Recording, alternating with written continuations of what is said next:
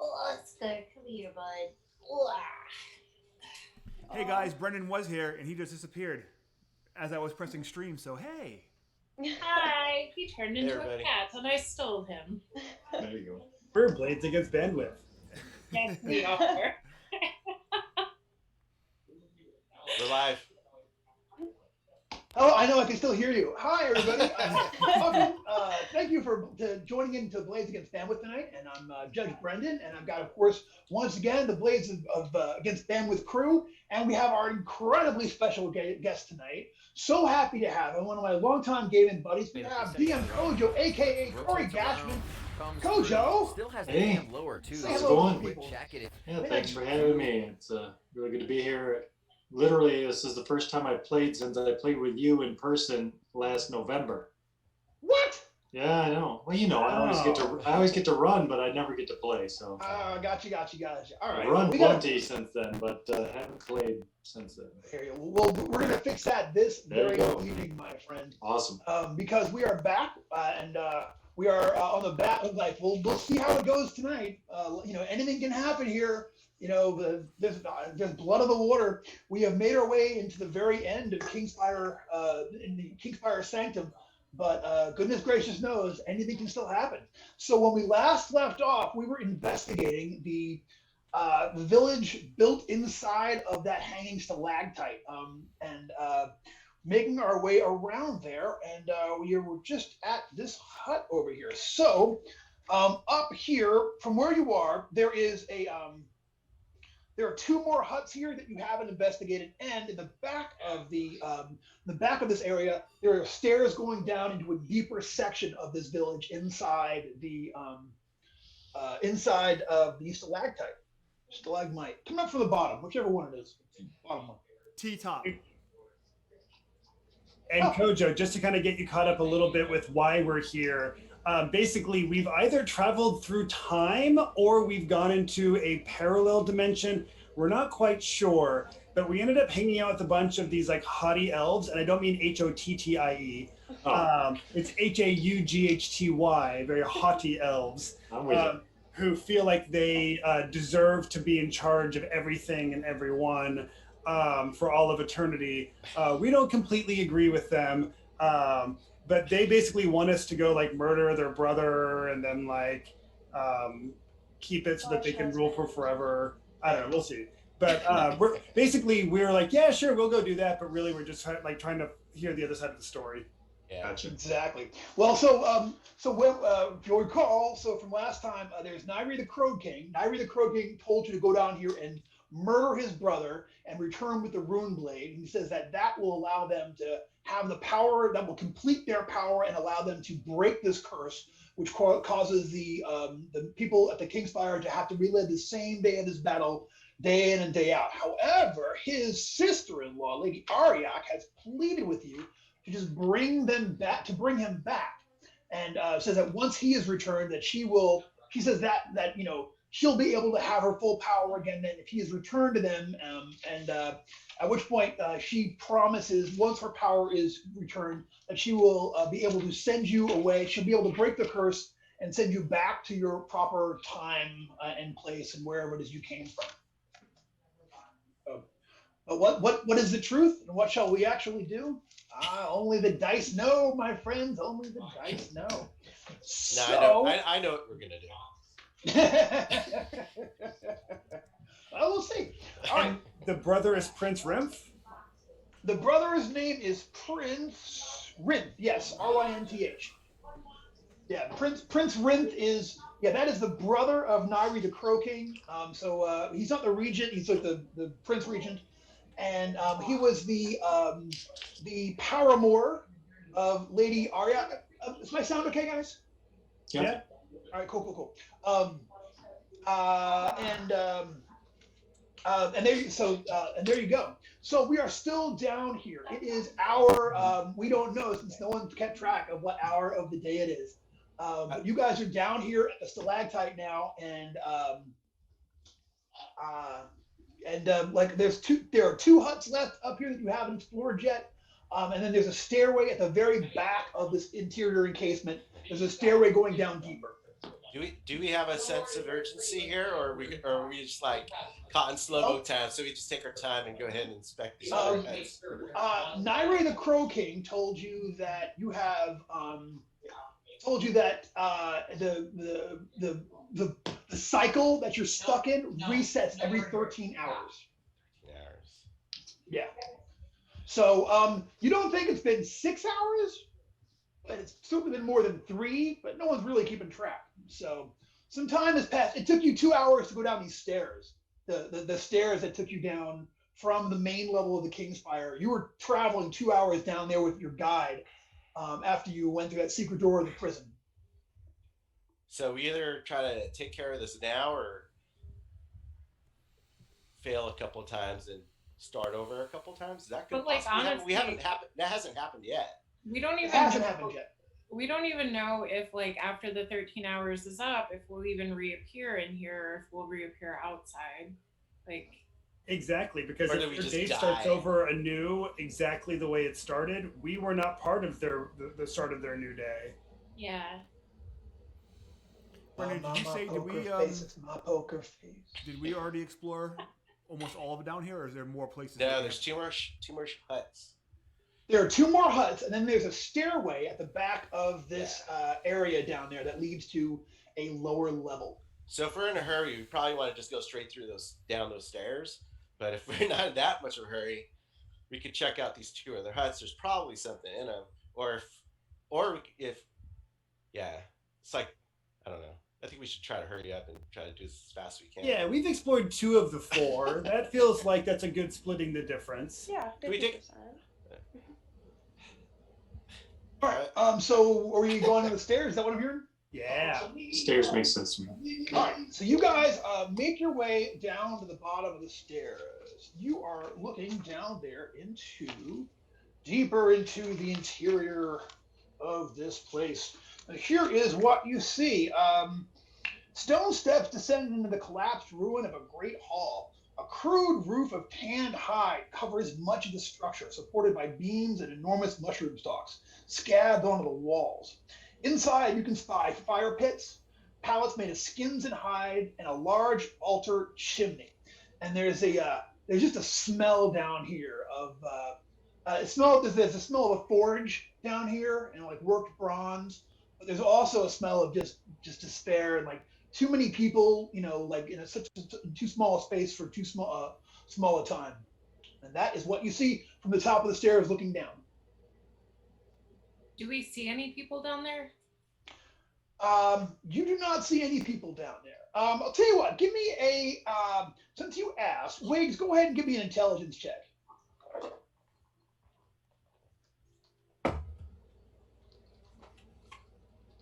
12. 12. Yeah, you don't see anything down there, just looking down there from the top of the stairs. You don't see anybody there. Have you encountered traps yet? Yeah, Lots ton of of them, yeah. them. The fire trap. Yes. Yeah, it says Yeah, and we've yeah, been so kind of Anatol should probably check. tripwires. I will be happy to check. Cool. I stand So describe to me where you're checking. So it's just the stairways, right? We're looking at. Yeah, you're looking down the stairway into this what was probably once an amazing great hall and is now just looking completely sketchy. An amazing great hall. That sounds redundant to me, Brendan. No. A great hall just means big. Like it could be a lousy great hall or a 70s style great hall or a ranch. I don't know. So I'm going to look at the stairs because we already had the fire trap on some stairs, right? Gotcha. The ceiling, we're still on that giant stalagmite, so like there's really no ceiling as far as I know. Well, yeah, when you look up, you're in like a hollow that's carved into the stalagmite. So like you cannot, when you look up from here, yeah, you're looking straight at like there's cave roof, but above it they've made kind of a canvas, like almost like a tent cover, like on the interior of this thing. So you're sort of like the stairs go down into a tented shelter inside of a cave, and you can see there's like I said, there's light coming down from there. There are a few fire pits from different directions, and mushrooms. And just everything smells like mushrooms. There's mushrooms every place in here. All right, I'm just gonna check the stairs. All right, Tim, you go ahead and give me a check as you. I got a 19 on the die. Makes it a 23. Okay, Nice. you check the stairs out and start making your way down there. You creep down and like, whoops. No, close. Oh, what the heck just happened? Can you guys still hear me? Yeah. Yes. Yeah. Did you minimize the window or? Yeah. All right. And no, my I don't know what I did. I'm still getting used to a PC. First PC in 10 years, and just did something wacky like PCs do. All right. So you make your way down there. You do not find any tripwires as you are carefully doing that and checking your way through that. It looks good. Looks that at least in the beginning, it looks fairly safe. I'll follow. All right. You're gonna head down too. Yeah. All right. Yeah. So Septis, you take a few steps down there and look at that, and just then, whoa, you have one of your spells, and Septis's weird magical corruption once again slightly changes your personality. You know, so from the top there, suddenly you're a slightly different person as you were last time. Understood. All right. Am I taller? Yeah, taller. You know. That'll work. Probably. What do we? Sorry. Yeah, and that is what you see. You feel taller, anyhow. That's the truth. It's a mindset. Is everybody heading down into there? Yeah. Yes, sir. All right. The whole bunch of y'all head down into there. So, sorry. So, you make your way down into there, and there's like I said, there's like little cooking fires all around. Once everyone is down there, somebody yells something in that weird Elvish hybrid language that you guys heard before, and a fusillade of javelins comes at you.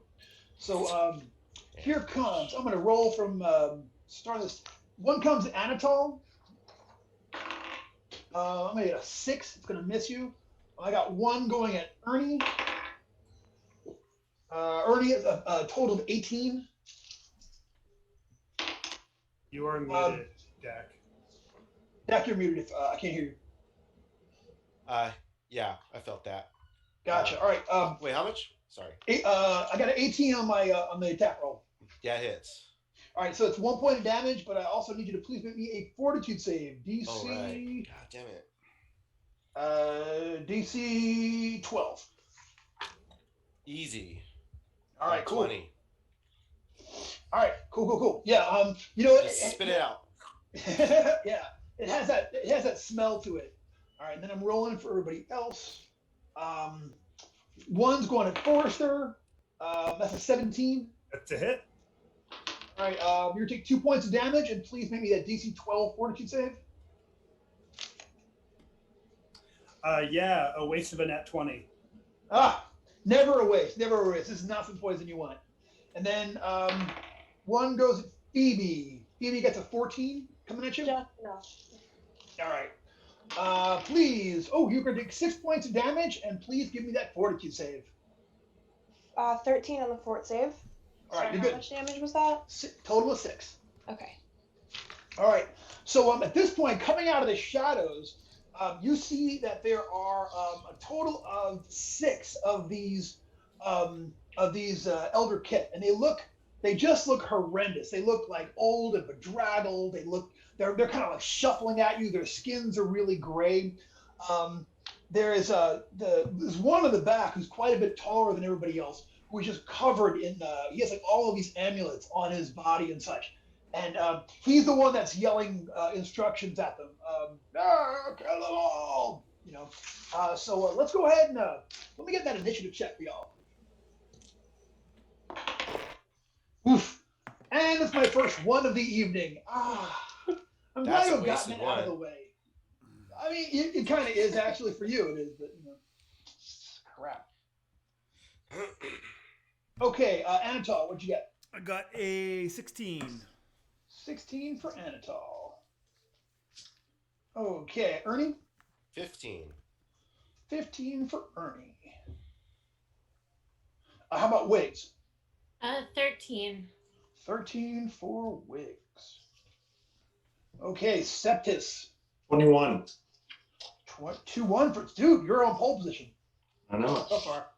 But there's still a chance. Raring from behind. Phoebe. 4. 4 for Phoebe. That's closer to me. Okay, cool. So, Septis, you were up first. You were down at the bottom of the stairs.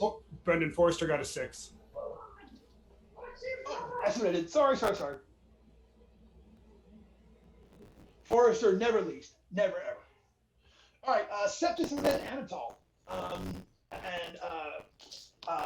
So, yeah, when you see, like, there's 6 of them, they're kind of spread out, and they're sort of like, they all had, like, they've got these sort of, like, pre-built defensive positions as if they were expecting some kind of assault in this area. So they all have these little bitty, like, barriers that they're standing behind. So right now, each one of them has cover. How far are they spread apart? They are spread apart over this entire area. The farthest two are probably 60 feet apart from one another. There's like one that's probably about 25 feet from you, and then like 10 feet away from him is another one. Okay. Yeah, they're all, you know. And how far back is the dude shouting orders? He's actually to the extreme right of the room. He's like over in the far corner of over there and such. And yeah, sort of like. And so, can we use this cover for ourselves on our side, on the opposite side? If we get to one, can we use it? If you get to one, yeah, guys. Yeah, if you charge up on one, yeah, absolutely. My plan is to get to the dude with the bracelets as fast as I can and shut him up. Cool, gotcha. All right, cool. So Septis, you're first. Yeah. You're first though. You're telling our home audience, and thank you for watching from home today. So, just a quick question. On my character sheet, I've got 2 numbers for like strength and agility. I'm assuming that I'm spellburned from previous. Yeah. Well assumed. Yeah. Okay. Yeah. All right. All right. I think it's time for Choking Cloud. That's what I'm talking about. Good. Right. All right. So it looks like I'm +4. I'm at an 18. Hell yeah. Spell check. Nice. Single poisonous cloud, radius of 20 feet, centered on a target of my choosing. 1d4 plus 2 rounds. That's going to be 6 rounds. Okay. And they all suffer a -2 penalty on all rolls. Take 1 point of damage each round. Okay, they're spread out pretty good, but go ahead and I'll say if you want to, there are 2 that are within 20 feet, like the rearmost 2 guys. You can hit them with both of them, and like put it. We'll call it on guy 3. If I'm correct, that follows him around. Is that right? I can command it to move at 50 feet per round to another area, but yeah, it's where I targeted it. So all right, that sounds good. If I can get 2 of them in the cloud, that'll work. Awesome. All right, cool. Yeah, so this round, 2 of them erupted it.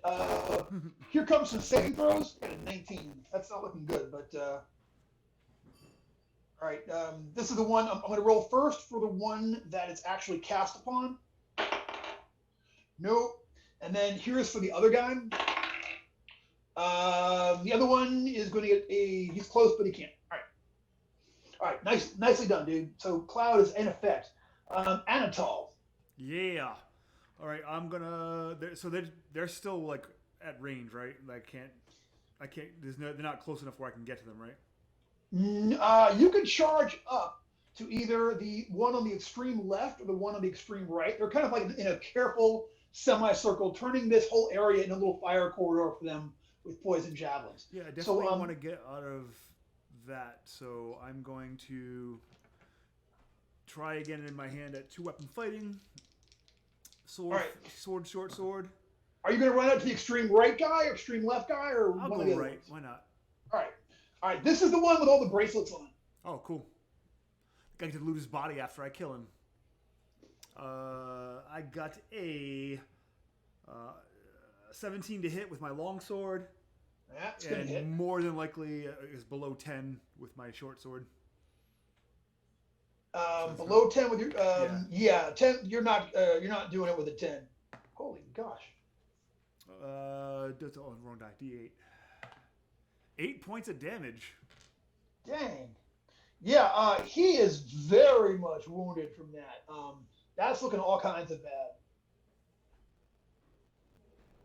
Outstanding. So you're on the far side of the barrier. You swing across the top of it. You slash him, but he is still up. He is looking at you just like, and is furious. But Ernie, you're up next, bro. Yeah, I'm gonna go and follow Anatol and finish that guy off. All right, cool.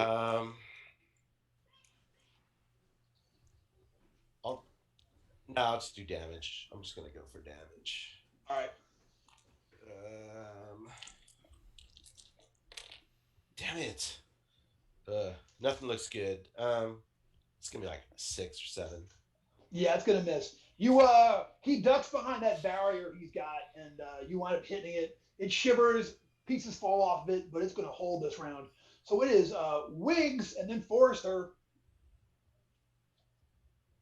All right, magic missile. All right. 16. Just a single missile, 1d4 plus caster level. All right. Okay. So pretty much your choices are some of the guys that haven't been attacked yet. There's two. Anatol and Ernie are in front of the one with all the bracelets on it, or there's the 2 people in the cloud that are back there. So, you want to go for somebody random or? The dude with the bracelets. He's the dude big with the bracelets, guy, right? All right, yeah.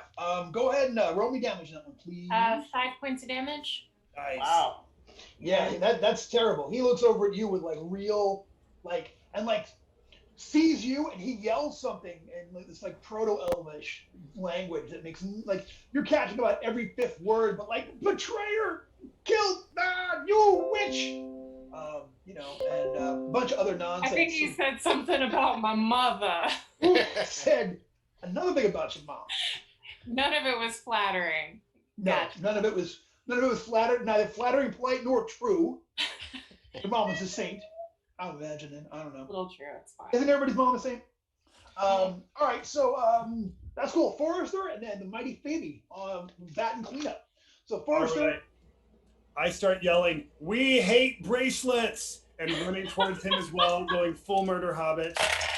Murder hobbit! And that's going to be a 17 and Miss. a 4. Miss. Go again. It damage on 17. 5 points of damage.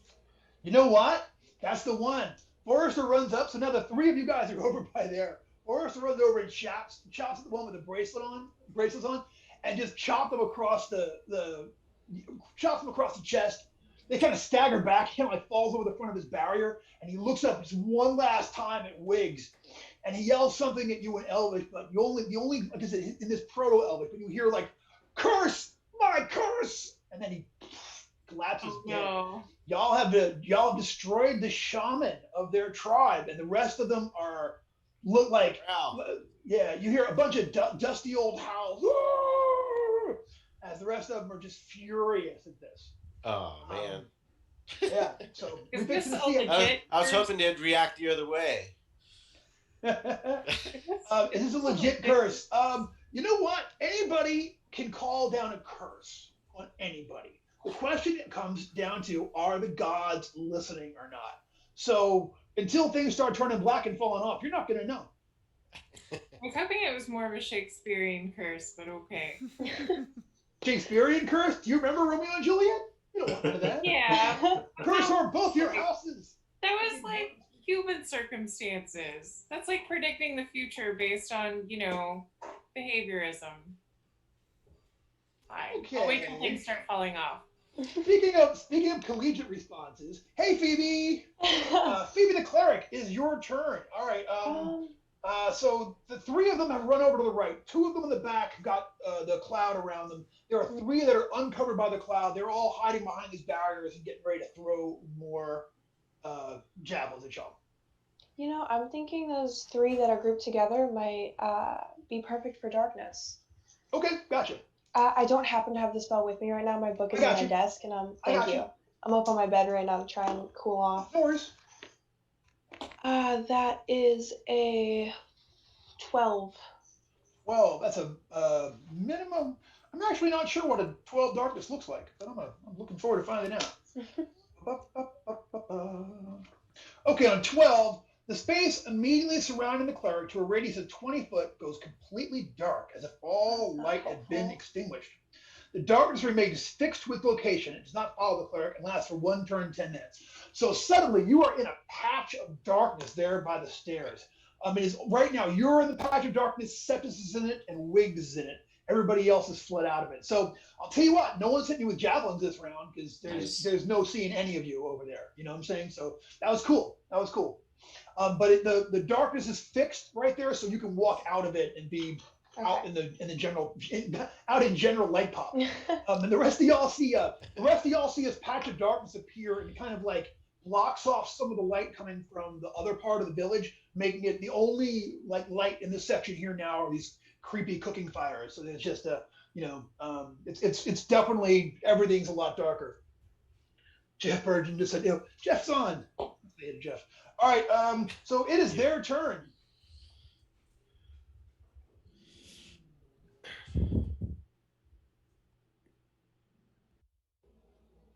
All right, it is their turn. So there are 2 of them left, or there's actually 5 of them left. So the 2 that were under the choking cloud run out from it, and they sort of like run into the middle of the room, but they're taking their penalty this round for it. So the 2 of them are like, but they're still going to try to throw javelins, and they're going to target the 3 of you that have come out. The only ones they can see: Anatol, Forrester, and Ernie. So I'm going to roll. One of you should is have not cover, right? What now? Some of us should have cover, I believe. Some. Well, you ran up to the front of their barrier. They ran out from behind their barriers. So like they're in a semicircle. Like they were barrier. So like the choking cloud covered up their barriers. They ran out from them and such. So you're actually still in front of, like, think of like you're at like 1, 2, 3, or you're at like 3 o'clock, and they're sort of like running across the circle at you guys. But but they're getting their penalty for that spell. Yeah, that's not good. Total of a 14. Anatol, does the 14 get you? All right. You're on pause, but I can read your lips. They say no. All right, bet. All right, so the 2 of them come out there and chunk javelins and can't do it. Man, the other guys have got no choice. They're still going to stay behind their barriers. You have covered of one of them. The guy at number 5, because of the angle, he can't throw a regular. He'll take a -2. I'm going to go for 1, 2, 3, 4, 5, 6. He wants Forrester. Forrester, here comes a javelin for you. AC 16. Yeah, close. He gets a 14 and a miss. And then the last 2, one's going to go at Ernie. The other one's going to go at Ernie. They like you, man. Here it comes. It's another 16. Does that hit? Yeah, 16 hits. And a 6. That's going to miss. So you take 5 more points of damage, and please give me a DC 12 Fortitude save. Uh-oh. 6. Damn it. Okay. I've also taken a lot of javelins. Gotcha. There's a sound. Y'all hear the sound of uh-oh from Ernie. That doesn't sound good. So you okay, so your Fortitude save modifier is lowered by 2 for 2 weeks. 2 weeks? Okay. Oh, for 1 week. 1 week. I'm sorry. And you take an additional 6 points of damage. 6 points of damage? Yeah, additional. So I'm basically puking my guts out. Yeah, you're all feeling. You come on over all mushroomy. It's just gross as hell, man. Yeah. So Septus, it is your turn. So you're standing in a patch of darkness. Who knows what's going on out there? Okay, so I can't see out of the darkness either. You can probably hear my hacking and puking because you can hear really bad. You can hear. Yeah. Popping sounds on my skin. Right. Before the darkness took effect, was there anybody in our party that was in front of me, or do I think they're still kind of behind me? Before the darkness took effect, 3 people. Anatol, Forrester, and Ernie had all kind of run over to the one side. You saw them all over the far right side of the cavern attacking this one fellow who had all these bracelets on. Then actually, you actually saw him die too. You saw Wiggs taken out. Okay, so I can move out of the darkness.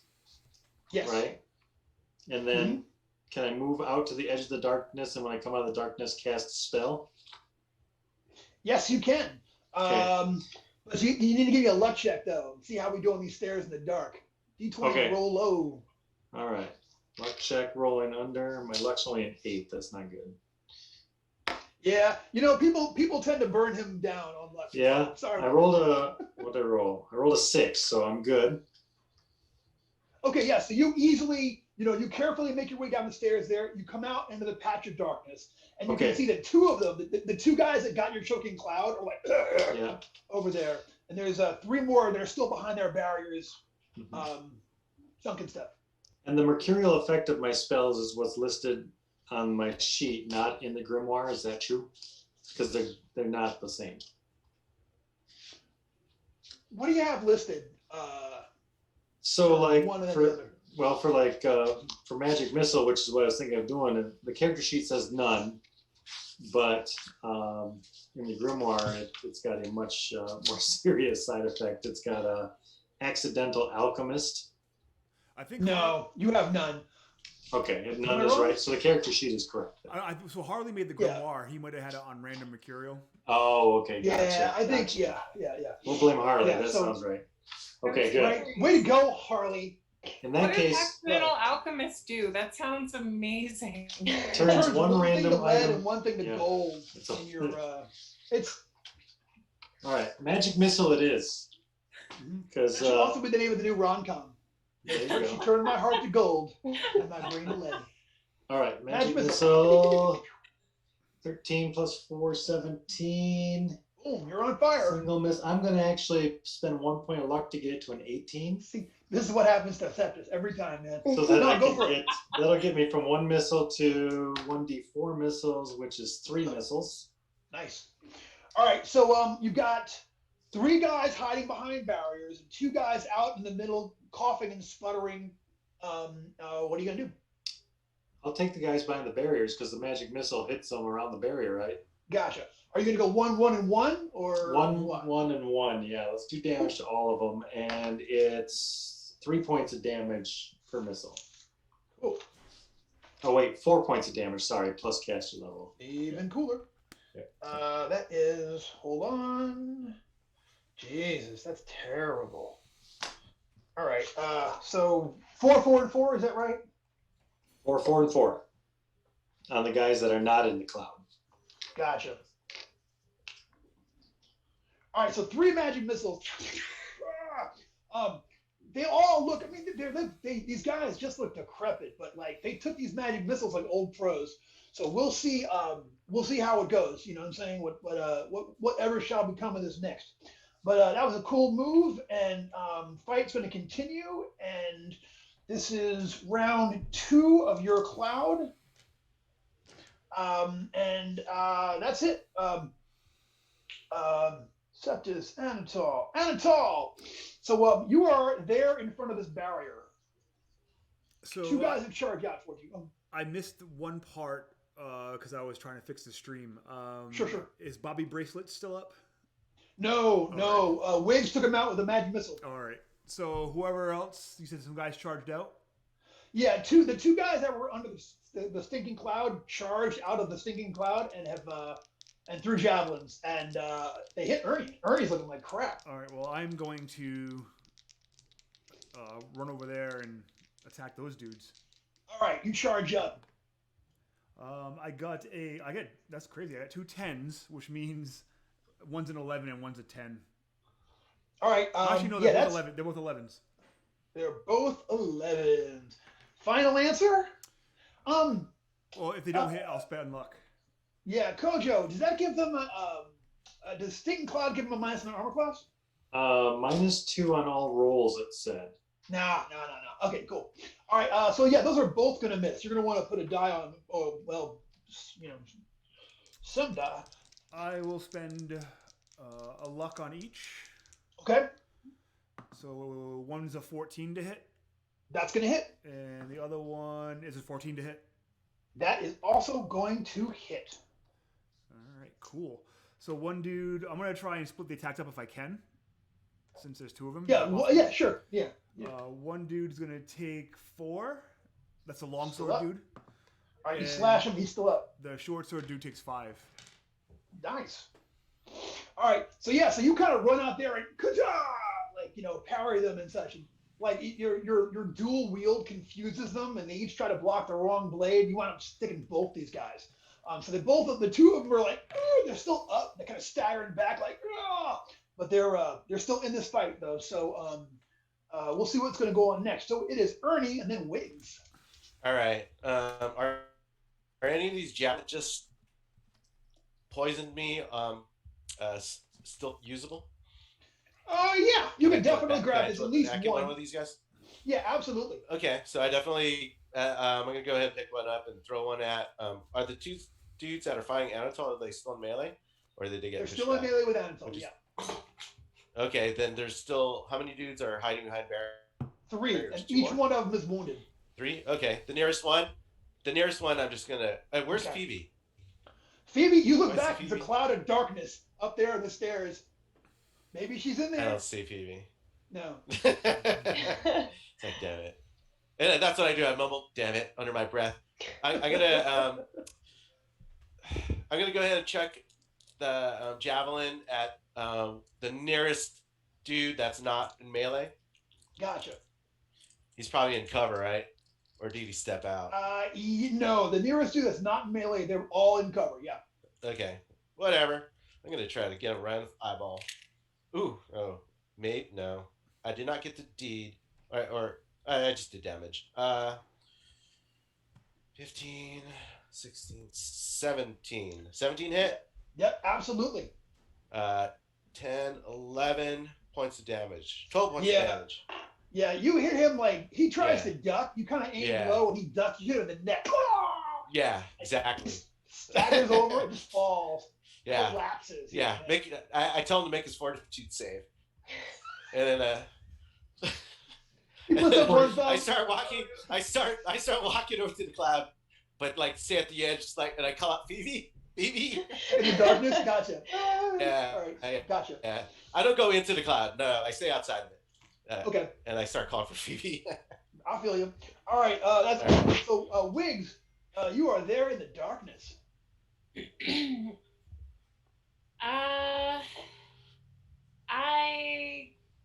It's pretty comfy in here. And I don't need visual confirmation for magic missile. So You do need visual confirmation. You gotta wait, be able to- what? Yeah. But it automatically hits the. Okay, fine. I'll move You it gotta have range of sight. I promise you. Yes. Okay, I'll move out of my nice, comfy. Phoebe's nice, comfy cloud of darkness. And Give me a luck check as you make your way out of there. I want under my luck. Yeah, roll under your luck. 9 out of 18. Yeah, you're good to go with your crazy luck. Yeah, so you easily make your way there to the edge. You almost step into Ernie, but he's just to your right as you pass out of there and such. And you can see when you pop out of here, you can see that there are 2 that are in melee with Anatole, and there are 2 more that you can see behind barriers that are now looking at you with their now that you're here, they're like, ah! And they're both like they yell something similar to what that last guy was yelling. Betrayer. You don't know. I'm We gonna killed get half a of them really yet? big hat to cover up my ears. Eventually, next time we're in town. Have you noticed we've done a lot of adventures where elves get picked on? You know, like it's excessive. You know, why is everybody mad at elves? I mean, they're not as good as Rainbow or Dio's era in Black Sabbath, but still, elves, come on now. All right.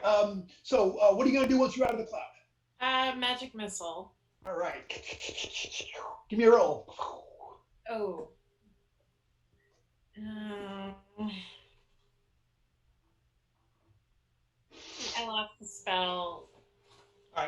8 total. Gotcha. You cast it. You try casting that, and it does not work out like we would have liked. But it's time for Forrester Longbranch to do something heinous. All right, I'm going to run up to one of the ones who are fighting with Anatol, and I'm going to kill it. All right. I want to see you do it. Yeah. So I've got a 16, and I've got a 3. That 16 is going to hit. So go ahead and roll me some damage. 5-er. You did 5? Yeah. All right. Yeah. You run over there and just stick one with a quick stab to the chest. He collapses to his knees and falls over dead. Nice. Yep. Well done. That's a murder hobbit action there, and I salute you, sir. It's time for Phoebe. Phoebe, Queen of Darkness. They're in the You hear Ernie like, oh, you know. Yeah, all right, here's my plan. I'm going to follow his voice, find him, grab him, pull him back into the darkness just a little bit. Keep him hidden. And then lay on hands if I still have enough actions for that. Yeah. Since he actually called out to you and you have a voice to go by, still make me that luck check, but you can roll a d16. And sweet. Okay. Oh, now I gotta find one of those. And my dice are. I knew my dice would get everywhere in this dorm room. I don't know why I thought they wouldn't. Yeah. All right. When I went off to college my freshman year, I had a drive, so I didn't bring my D&D books. I brought only one game, Villains and Vigilantes, because it was one little slim volume. I had that, and I literally brought my dice in my pocket. Yeah, I'm lucky I have the nice dice bag, but I did get a 3 on the luck check, so. You're good. You come out there, and yeah, I'll say you can sort of make grabbing Ernie part of the heal check. You know what I'm saying? Yeah. All right, let's see if it'll lay on hands. Ooh, that is a 21. Boom. Two numbers. And what's your alignment again? Dak, what's your alignment? Neutral. Neutral? Okay. 3 dice. Neutral. Yeah. All right. 3 dice. So you can roll 3d12. Roll 3d12 to keep the highest 2. Ooh, yeah. All right, I got 18. That's pretty good. Yes, sir. Yes, sir. Oh, yeah, fully healed. Nice. Thank you. Nicely done. Well done, No Pete. problem. All right. So there are 3 of them left, and they ran out of javelins. Psych! They got so many javelins. Here it comes. So those 2, yeah, they can't really target. They can't target Phoebe, and they can't target Ernie. But Wiggs is right there, and they're just mad. So here it comes. 3. That is a 10 and a 12. Does a 12 get you? All right. So 2 javelins go right past you, like into the darkness patch. Phoebe and Ernie both feel like shafts in the darkness, like sort of fly past them, you know, out in the middle of no place. And then there's one left who's in melee. He's gonna swing at Anatol with his what is he using? He has a bronze longsword that he draws from his belt, and is going to try Bronze? to You can't get silver or gold? Couldn't get silver or gold. He's got a bronze longsword. He is going to get a 7 plus 5 is a 12. Does a 12 get you? Bronze does not do it, my friend. What can I say? What can I say? Gotta get a better alloy. You know, everyone dreams of silver and gold. Am I right? All right. So yeah, he goes at you with that thing, and that is their entire kit and caboodle. So we're at the top of the order once again. And Septis, you are once again, you know, master of all you can survey. You see that there are 3 left, 2 behind the barrel, 1 in melee. The mercurial effect for my sleep spell, it says, is circumstantial. Has that circumstance been determined previously? What environmental effect needs to be, or should I roll it randomly right now? Has that come up yet? Has Septis just failed every sleep spell check? He's failed a couple. No, it just says roll 1d10 to determine the condition that the spell can only be cast under. Specific environmental condition, but on the character sheet? It just says circumstantial, and then I looked that up. That's what it says. There's a D10 roll. There must have been something. I don't remember. Yeah, I don't recall. Let me just roll it. Oh, heinous are they? See if I can spell it. See if I can actually cast it. Yeah, go ahead. It's a 6. Underground. I can only You got cast sleep underground. You're good to go. All right, sleep spell it is. Try to get the maybe rest we can of play them. the mercurial magic as also being part of his like multiple personalities too. Oh yeah, Changes with re-roll the- that every time. There you That's go. Hilarious. That would yeah, be yeah. hilarious. All right, sleep spell. Here we go. That's not going to get it done. That's only an 8. That's lost. Failure. Yeah. Wake up, little Susie. They're not All happy. right. That was a all shot right. worth a shot. You know, hey, that was a legit shot. Anatol, you're still in melee with a guy who's trying to kill you with a bronze sword. He thinks he's going home with all the marbles. So you tell me. Yeah, I don't think so, buddy.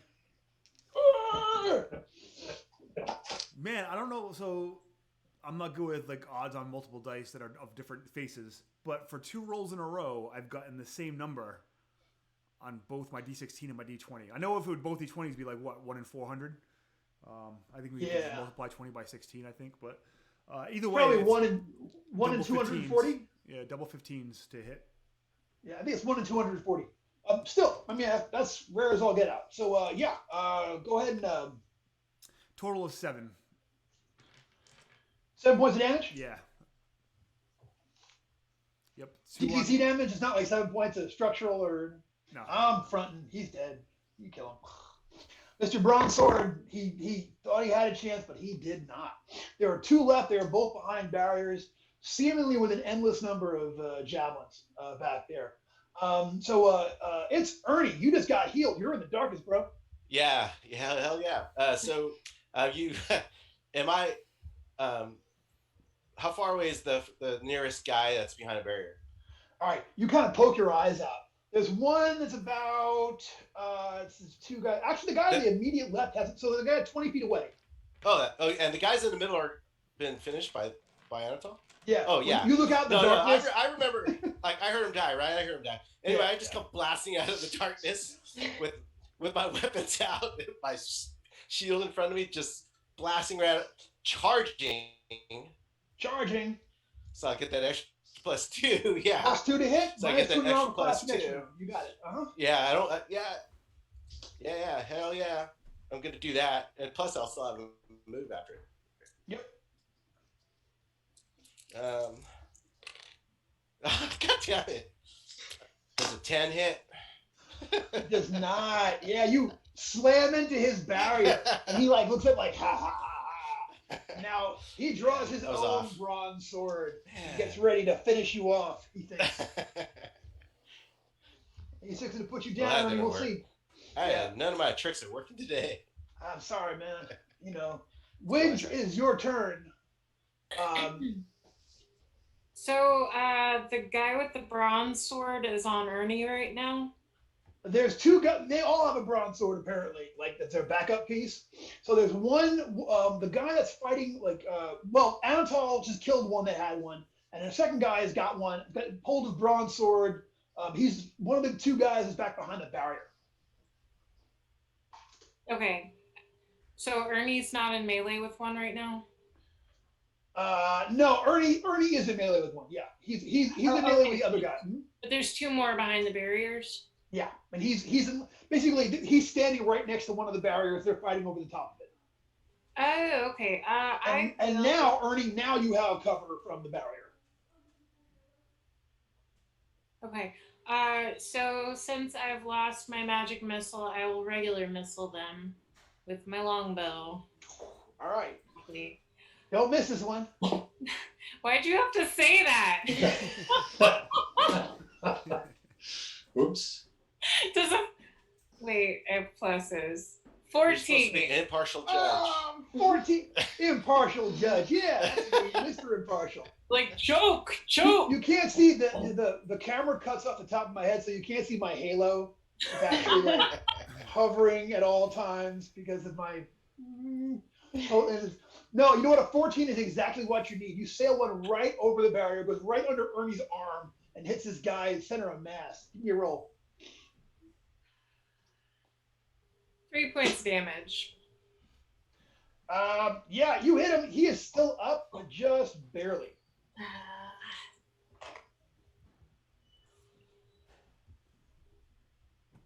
All right. That was awesome. So it's Forrester. It is your turn. All right. So I was attacking the one that was fighting Anatol. Is there anybody else still kind of in our kerfuffle at the moment? No, that center kerfuffle has been put down. All right.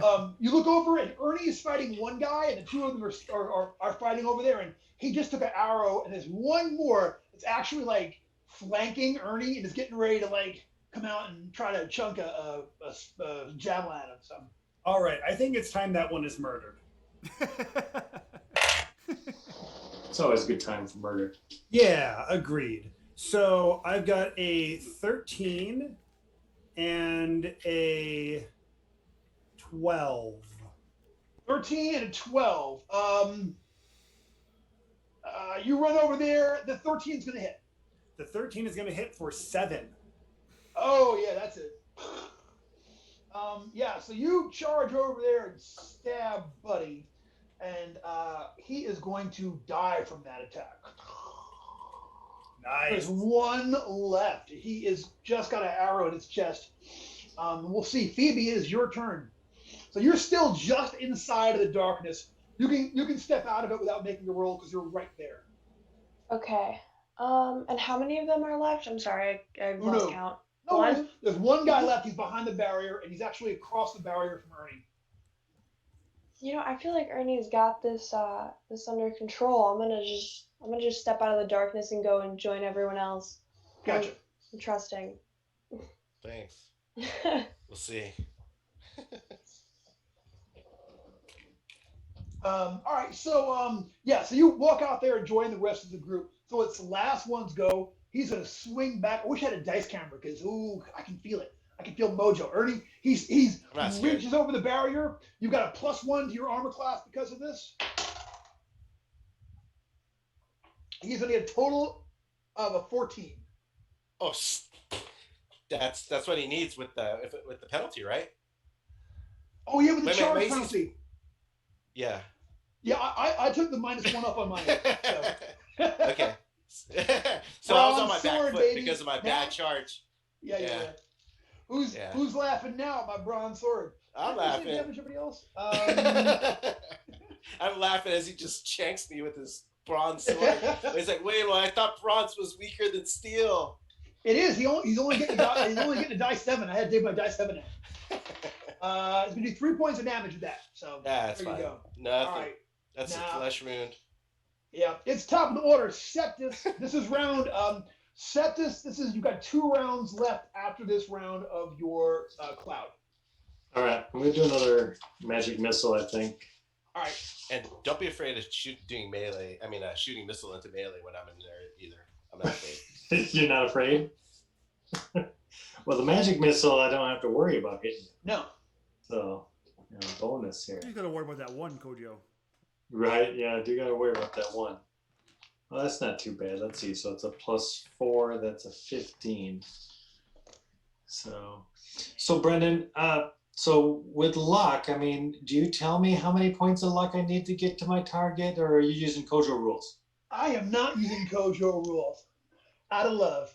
No, I should just slip them on just for you, but no, you're just gonna tell me. You can totally.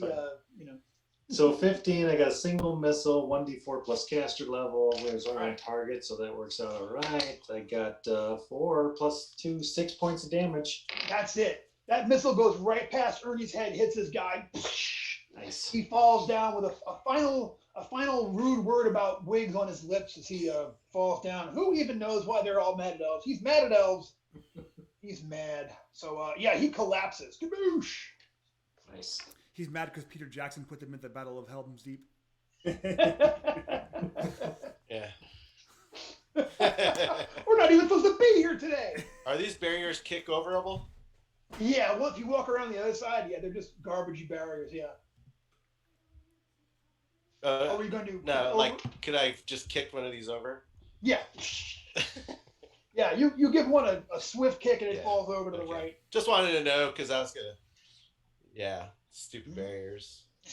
Yeah, it kind of collapses. I start checking his pockets. Yeah, they don't really have a whole lot on them at all. But you know what he does have? This guy has got a bronze sword, 1d7. What? And he's got one javelin left. But yeah, he doesn't really have anything on person. The guy with all the bracelets has a whole lot of bracelets. And there's some money. I will say, going through all of these guys' pockets, you guys, or like going through their possessions, they got, like I said, they don't really have any money left. They've got like little bits of, some of them have little bits of gold though. So you're able to get like just this tiny little like lump of like, of gold. Ugh, why are we even here? You're stuck here. All right. Tell us everything there is to know about those bracelets. Yeah. Everyone has an individual charm on them. They have the look of holy symbols on them. And he's got like a whole bunch of them. It appears to be from multiple different symbols, but you're not sure what they what like they all. How many was he wearing? Like a bunch? Just like a dozen on each arm. Are any of the charms BFF Did it look charms? Cool? Did I think it looked cool? I probably thought it looked cool. Yeah, they Can probably I look go ahead cool. and grab some? It's just Absolutely, yeah. They do, and Anatole, one of them is just definitely one a arm. BF. Okay, you bracelet up. Anatole, there's definitely one that's a BFF charm, just not the BFF you're thinking of. I could think of several BFFs. I don't know. You put that. I'm not even sure what that means. Well, I'll take it, and I'll think about it long and hard about who in the party I want to give it to. There you go. All right, cool. So, looking as you guys search around, you see that there's one passageway that leads, it actually seems to like go out into you look through like this one passageway off to the right, past all the debris and everything, and it seems to go outside of the stalagmite.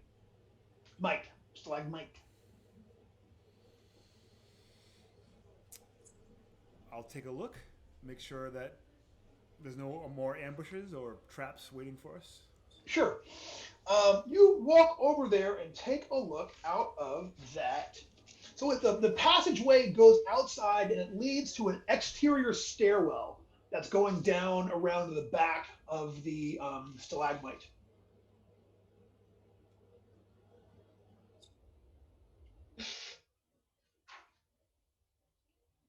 Yeah, so it's outside the stalagmite, and it just kind of winds back down to the ground. Anatole, you take a look. It actually it only goes about maybe like 40 feet down, and there's a landing there. And at the landing, there is some kind of apparatus. It looks like there's like a hanging, like some kind of a crane-looking piece with a crank and a rope hanging down.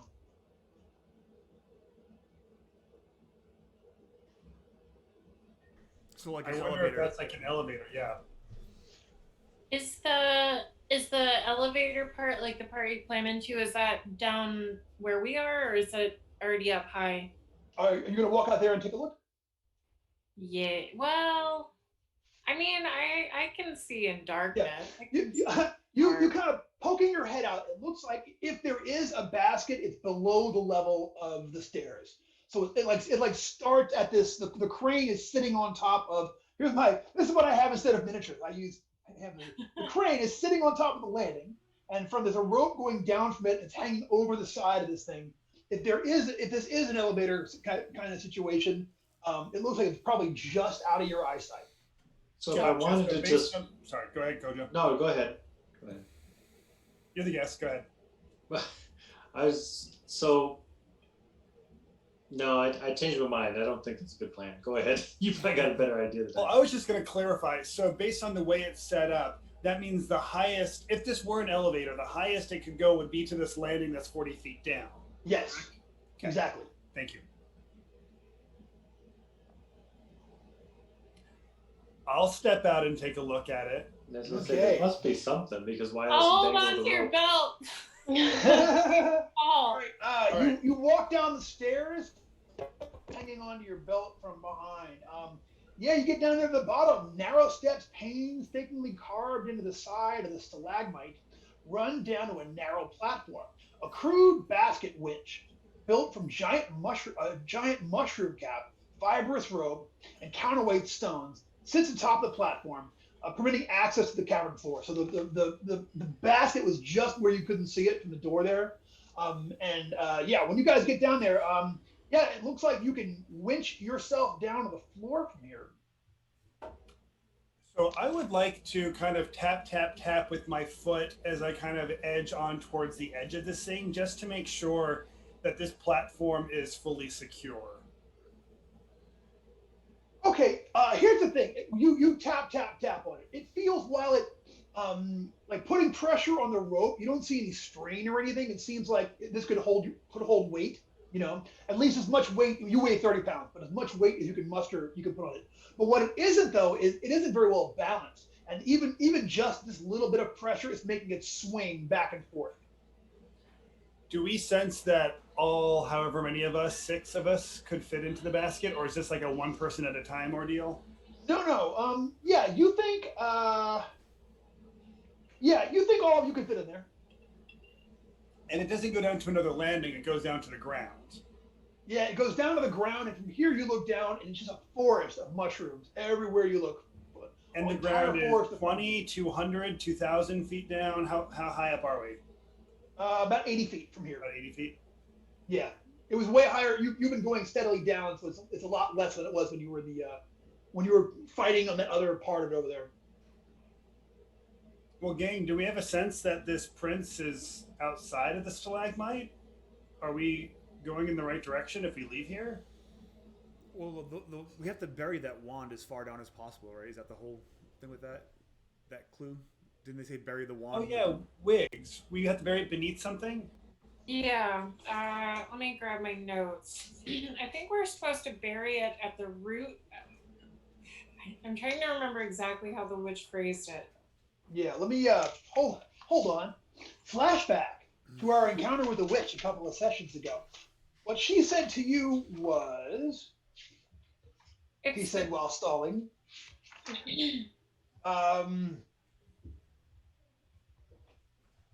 she said, secrets lurk beneath old Kingspire. Search there for answers, but beware the exiled regent at his court.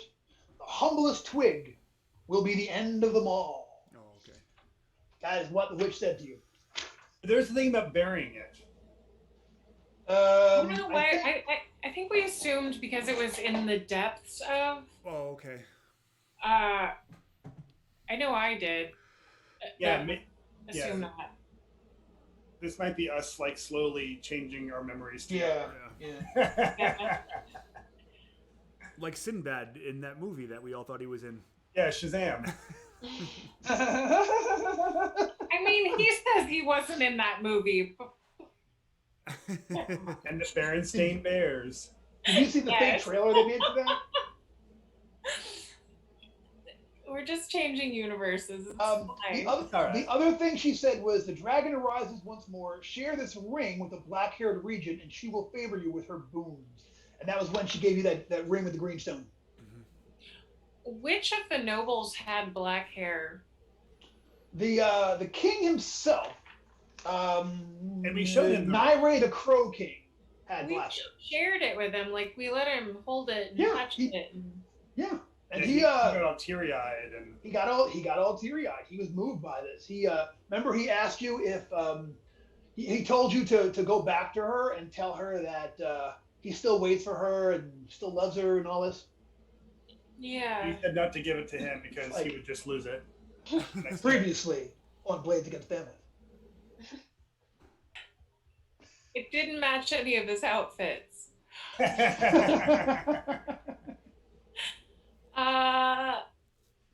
Well, I'm for going down regardless. I mean, we haven't found that dude up here. So. Yeah. We're here. Maybe we're supposed to like choke him to death with the twig. I don't know. And I'm sure this mushroom basket will hold all of us, no problem. So yeah, it's big enough to hold all of us. I mean, what's the worst that you could inspect it? Yeah. What's the worst that could happen? We all die. Well, 80 feet? it's only 80 feet. Come on. Yeah, 8d6. Yeah. I mean, if they're all ones, I'll be fine. All right. Yeah, sure enough. So what's the plan? What are y'all gonna do? Jumping in. Yeah. Right. Well, before we jump in, I want to go ahead and play with the apparatus and just make sure I can figure out how to raise it and lower it. Yeah. Yeah. Do one of us have to stay behind to work the winch?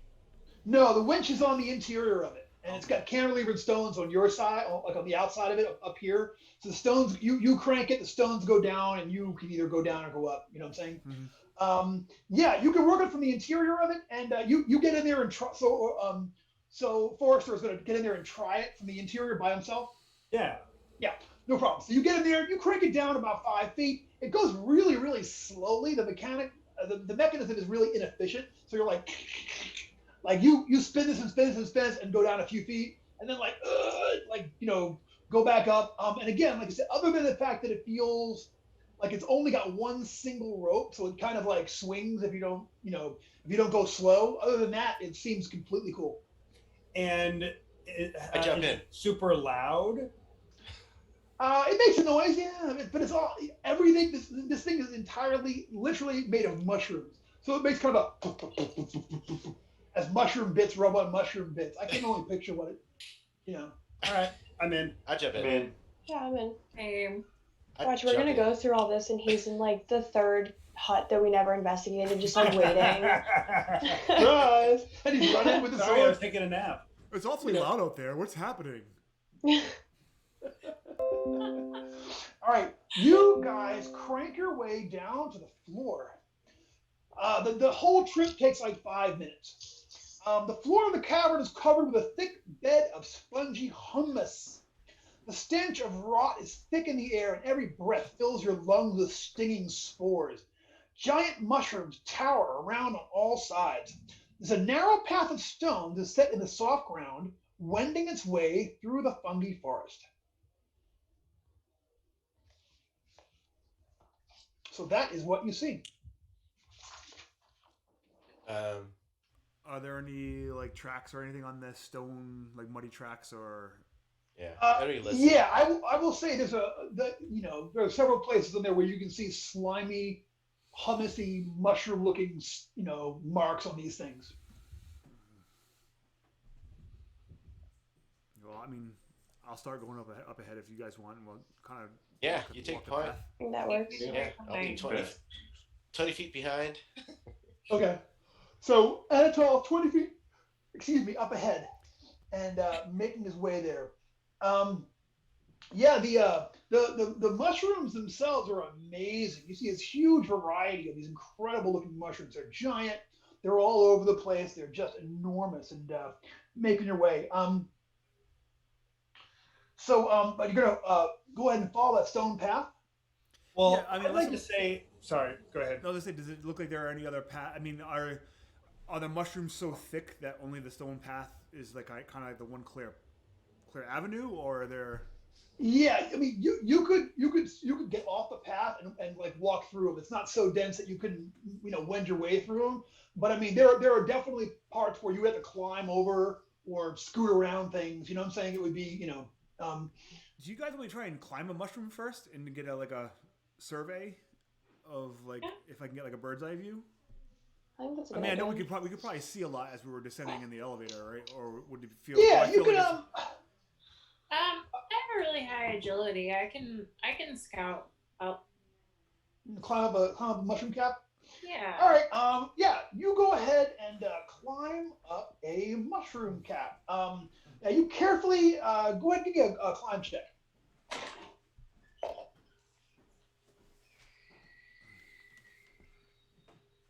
Totally just run across the tops of them.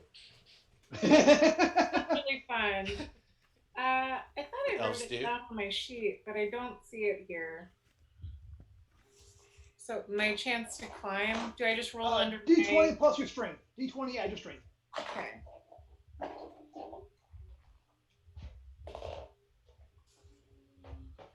$15. Okay, yeah, you climb up there and it kind of bent, like it kind of bends under your weight, but yeah, you get on top of one of them and you can see from here, it looks like the path, it kind of wends its way through the forest, and you can see where it goes up, maybe even as far as the wall of the interior, like the exterior wall of the cavern. You look around, you don't see anything else from up here. Just you guys. When you look up, you can see the top of the stalagmite, and you can see the basket and everything. But that's in total what you see. Just mushrooms everywhere you look. So if there were 3 things that I know about hobbits, one is that they like to eat, the other is that they love to farm and forage, and the third is that they love the calming effects of some nice pipeweed. So that in mind, I'm looking around these mushrooms and wondering how much of this I could potentially forage for either culinary or recreational use.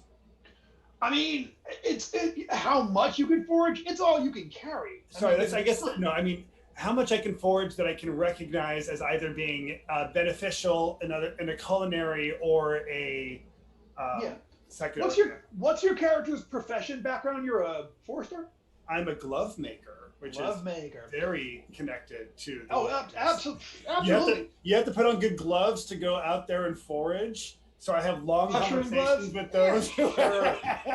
Roll me a long conversational D10 and add your intelligence modifier there on there, Flick. That comes out to a 7.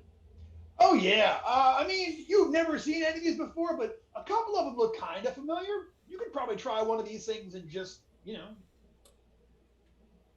All right, you're gonna actually sample one? Yeah.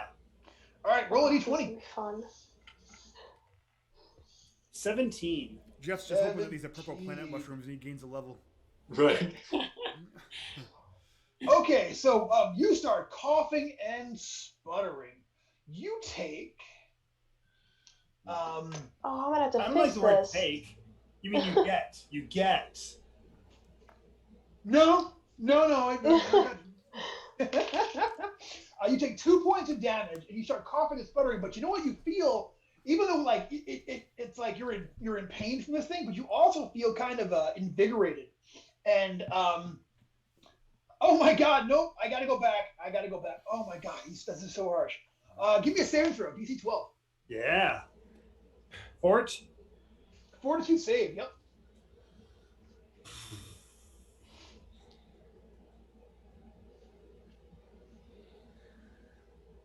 All right, gang, I have to ask you your thoughts. I get my luck back. It regenerates. However, in order for me to succeed, I have to spend 3, and I'm currently at 6. Ooh. So that'll bring me down to my current luck of 3. Isn't Do y'all 3 think I should do it? Isn't 3 like things just start falling on you randomly? That's Like below 3. That's like 1. I think it's below 3. Everything bad that can happen does happen. But your luck will all like regenerate immediately. Yes. No, it'll regenerate a rate of 2 points per night's sleep. I said go for it because also if time resets. Can I perform maybe Can I just go up there and just perform the Heimlich on this guy right Yeah. away? Just like hit him in the back. Just hit him in the back. And I'm sure Phoebe can fix anything bad that happens, right? You know what? I mean, I'm just take it. I'm spending it. No, take it. No, I'm gonna Take the hit. Take the hit. Yeah, take it. Phoebe will fix it. My It's concern the is only. that. I don't know. Don't But my sign me up for concern is if I things. fail, something bad happens, and if I succeed, something really cool happens. If And I Phoebe don't want to can't miss fix the it- potential of the cool thing. Yeah.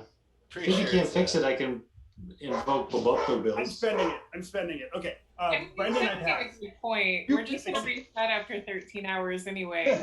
Your luck will Gotcha. regenerate super fast. Yeah. Worst comes to worst. Yeah, you spend those points. I mean, you feel a little gross, but you wind up like getting through it. You know what I'm saying? Like you don't get sick or anything. You just kind of like ugh.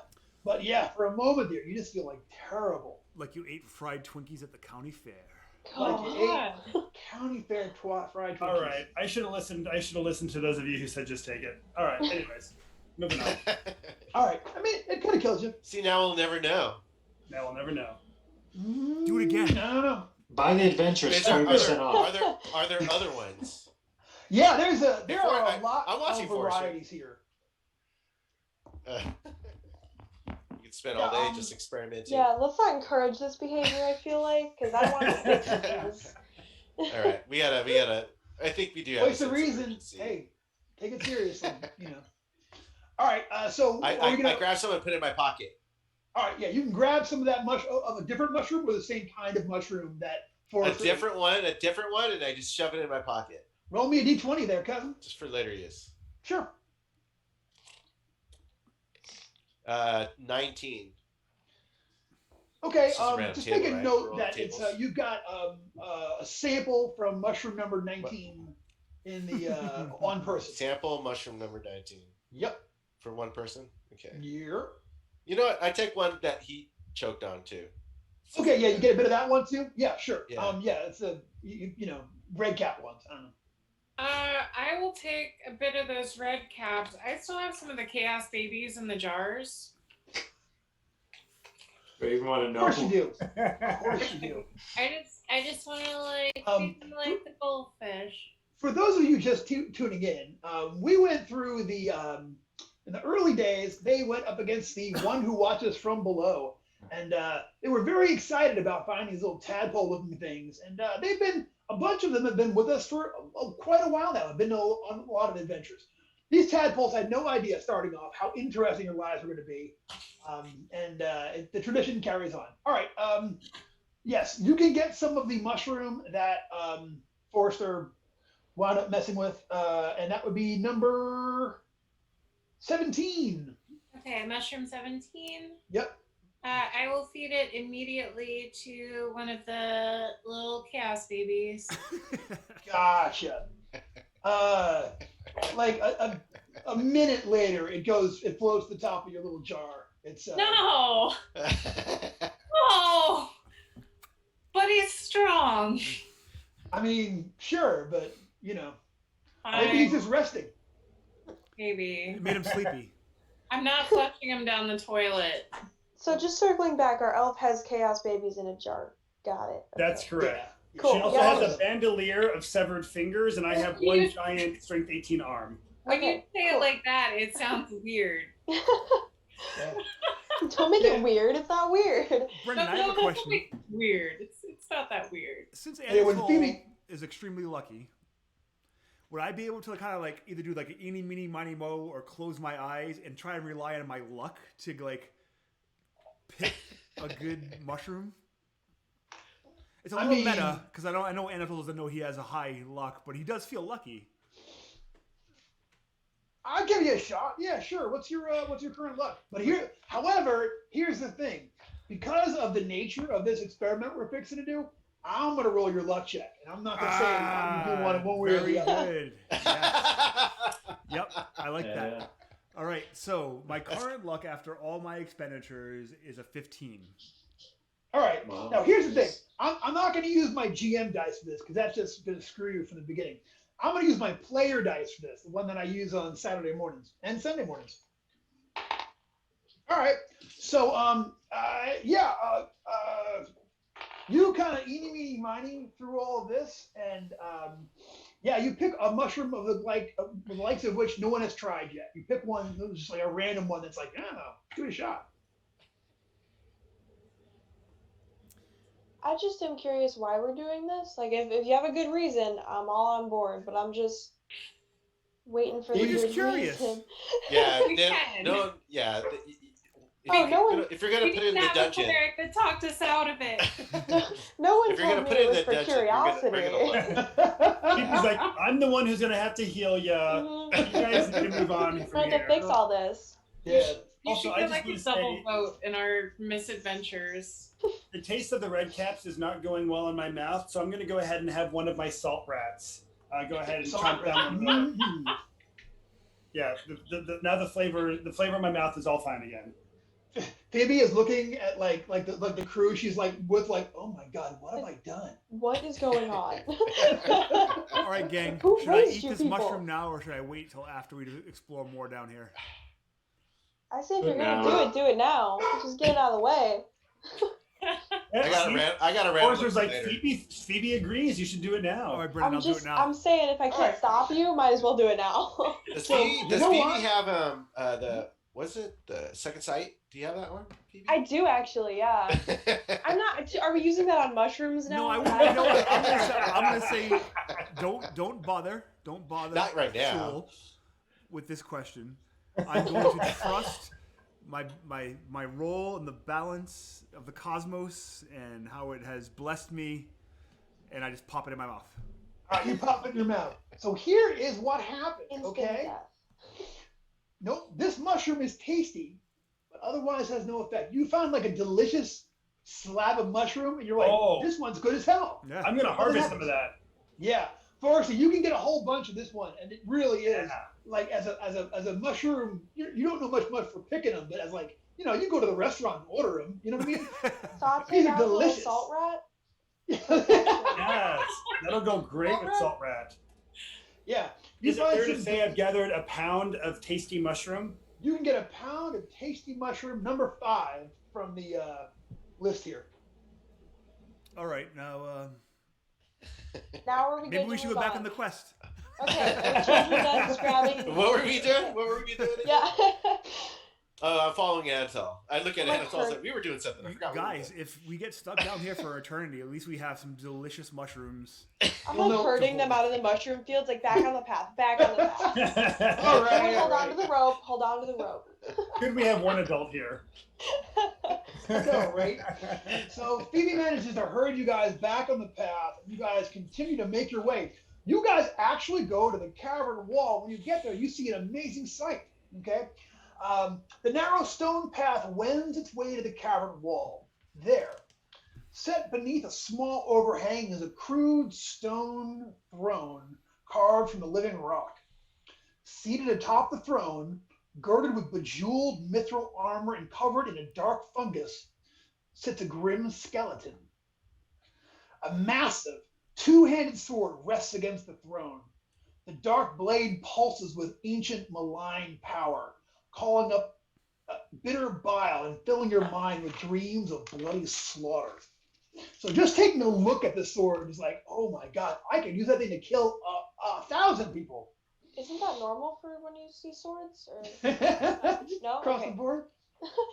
That's just Phoebe. That's just young Sketch, I think. So, all right. Is it like Stormbringer type? Kind of, yeah. So it's a. Was it a sword we're looking for? I thought it was a. So rune blade. the king said that if the rune blade was brought back upstairs, he could use the rune blade to end the curse and put everything back to right. But the dude's not here currently. Dude is not here. I mean, Or I is that the dude? Yeah, it's Prince Rent's room blade, right? Yeah. I mean, we're assuming. I mean, this is it's just lying there. Hey, this is where you use second sight. Yeah. Well, what I'm guessing happened is he said all the Elder Kith looked really old. I think the rune blade kept these guys going through time, but the other one's trapped. So I think he just died. What if he's a lich? Is there any other distinguishing features besides the fact that he has the prince's sword? Like, does he match any And other amazing description? armor. I mean, it's hard to say. He's got really fancy bejeweled armor on, like worthy of nobility. You know what I'm saying? That's him. Does his skull have high cheekbones? Yeah, his nose is a little weird. You know, maybe a little inbreeding. You know, who knows? Is his bejeweled armor ruined and gross, or is it still kind of nice? It's covered in fungus. But like the bits that you can see still look like it doesn't look rusty. It's just kind of fuzzy green right now for the most part. But you can see it's the fuzzy green bits are patchy, so you can actually see through it to steel, or is it steel? But certainly the jewels that are in this thing. And they're real jewels. Like, it's not like it was bedazzled at a mall. Yeah, definitely don't touch anything. Are you going to go up and actually examine one? It's To- a cursed sword from Claire's. I mean, can't tell we you should the approach. thief, We it's should crazy. approach carefully. I'm sure. Phoebe, it's- do you have a question? Sketch? No, I think it's funny. It's so hard to tell he's the thief. Like, those are real crimes, but he's real. We're sure? Okay, cool. No, I'm just asking for a friend. Do you guys want to try to take the sword, or do you want to grapple it out of his grasp? Or do we want to do second sight? Well, let's not touch anything yet. Yeah. I think we should The stand sword back. I want to make sure. So he is the corpse is sitting there on the throne in the armor. Yeah. But the sword is actually leaning next to him. It's like he's not actually clutching it. It's sort of like leaned up against the throne. Okay, like a scepter or something, but it's Like a scepter. I Yeah. do have Okay. So detect it's evil. something. Yeah, detect evil, check for traps. Yeah. And I'm gonna keep an eye out because I'm pretty sure no one's gonna leave the real. If this is the real throne room, I don't think it's gonna be. There's gotta be somebody coming. Ernie, you're watching the rest of the forest in case something comes in from behind you guys. All right, Phoebe, which one are you gonna cast first? I'm gonna go with detect evil first. Okay, go ahead and give me that check, please, for detect evil. I've got it here. I got the book here in my hands. That is a 16. 16. Okay. So I'm going to stall for one more minute while I find the actual spell. So everything good? Okay, got it. Wrong way. He sent the keeper the wrong way. He said a 17? I'm sorry. 16. 16. Cool. All right. Okay. Creatures of the. Okay. So, and you're lawful? Yes. Yes. So that sword absolutely rings on, like, so you know about things that are evil and things that are inherently dangerous, okay? And yeah, that sword completely rings the lemons on both of those, okay? Okay. Yeah, like the sword is definitely evil, and the sword is, I mean, it's a sword. It's the point of a sword is to be dangerous, but like when you look at everybody else's weapons, you don't think that's not inherently a dangerous thing, you know what I'm saying? But this sword is definitely inherently dangerous. Okay. So I'm gonna inform that to the rest of everyone else. Cool. Guys, I need 1 second to go. I'm gonna go blow my nose. Hey, what we didn't do because of the weird start we had was we didn't do who our guest is, did we? Did we actually go? Yeah. Like we said, like Brendan introduced Kojo, but not everyone might not know Kojo's fame and what he's known for. Jeff, what do you know Kojo for? As a host of Spellburn. Well, I know Kojo as somebody who loves to write in and ask questions on Spellburn, on Gaming and BS, things like that. I also know that that DM Kojo is famous for running. You have like an after-school program of some sort, isn't that correct? Yeah, I do. I mean, I don't currently, but when I was teaching middle school, I did. But yeah, it's kind of on again, off again. Right now, it's off again, obviously with the. But yeah, it's been fun. It's good. And if you've never seen Kojo in person, he's like 19 feet tall. That's true. I'm 6'4", and I'm always like, "Hi, Kojo." Yeah. And his teenage son is like your size now. Yeah. Yes. So my son Chase is, he's almost 6'7". He's about 6'6" right now. Oh, so man. yeah. And even though Kojo and I live like states and states away from one another and always have, we play together live like any number of times. I don't even know how often, but a lot. You make the trek up here to Yukon and Michigan usually. Yeah. So yeah. Also, I love Yukon. super nice guy. Always checks on me and makes sure I'm okay, which I appreciate so much. Yeah. Between being a dad and a teacher, I guess we gotta keep up on everybody. No, that's awesome. And not too long ago, you published you had your first published adventure, yeah? I did. Yeah. Tell us about that. Damn Magazine number 3. It was Portal to the Plane of Probability, and that was a lot of fun. It's an adventure where, because of circumstances going on, the luck mechanic works very differently than it does in the rules as written. So I kind of played around with that. So that was fun. So, and then, so the emails certainly. I was very, very disappointed that the one time I was on Spellburn, it did not make the top 10 Spellburn episode list that just came out. I don't know how I didn't make the cut, but whatever. That's fine. Totally over it. Totally over it. Right?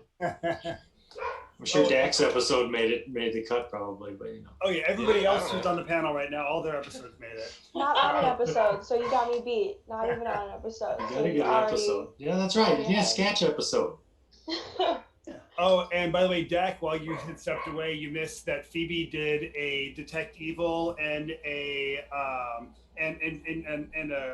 second sight, and discovered that Ernie should absolutely take this sword and carry it with him.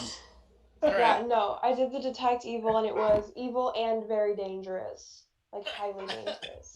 So, I think you should take it. Isn't that Ernie's forte? Fully support that All right, decision. who wants to carry the It's all about spear? nature. No, I have a shield and a spear. Is the two-headed sword? Kind of an evil alignment. They could probably. It would be fine, right? Well, here's what But I'm I'm not worried evil. about. If somebody of a similar alignment takes it, will Yeah. that kind of impel them to do horrible things, where if someone of an opposite alignment takes it, they can kind of fight against the urges. Well, and Brendan, is this a regular sword or is this a two-handed sword? It is a two-handed sword. Should I do Is this second something? sight? I'm assuming it's not something we can not touch with our hands and use like a, say, an emerald enchanter's robes to just like wrap it up and carry it. You could absolutely use something to wrap it up and carry it with. I just want to know what it is, but you could absolutely try to wrap it up and, you know. I'm gonna try that first because I mean we obviously need this thing. Well, do Alright. we want me to do second sight before you do that? Also, Or- Septus, I think, has a force manipulation and could create a little floating disc. You could. Are we going to cast second sight first, and before we try messing with it, or are we going to just leave? Or are we going to leave that? I don't think it could hurt. Worst thing, I get some disapproval. I feel like this might be a good time for it. All right, go for it. Another 16. Wow. Outstanding. All right. So on a 16, second sight. It's a fourth level spell, right? I think so. Yeah. I can. Yeah, I it think is. I have purple sorcerer pulled up, so I can. I got you. Okay. PQR. Got that. All right, second sight is 16. The cleric has a hint of possible. All right, so the choice. So you concentrate on a choice to be made. So the choice is either taking the weapon or not taking the weapon.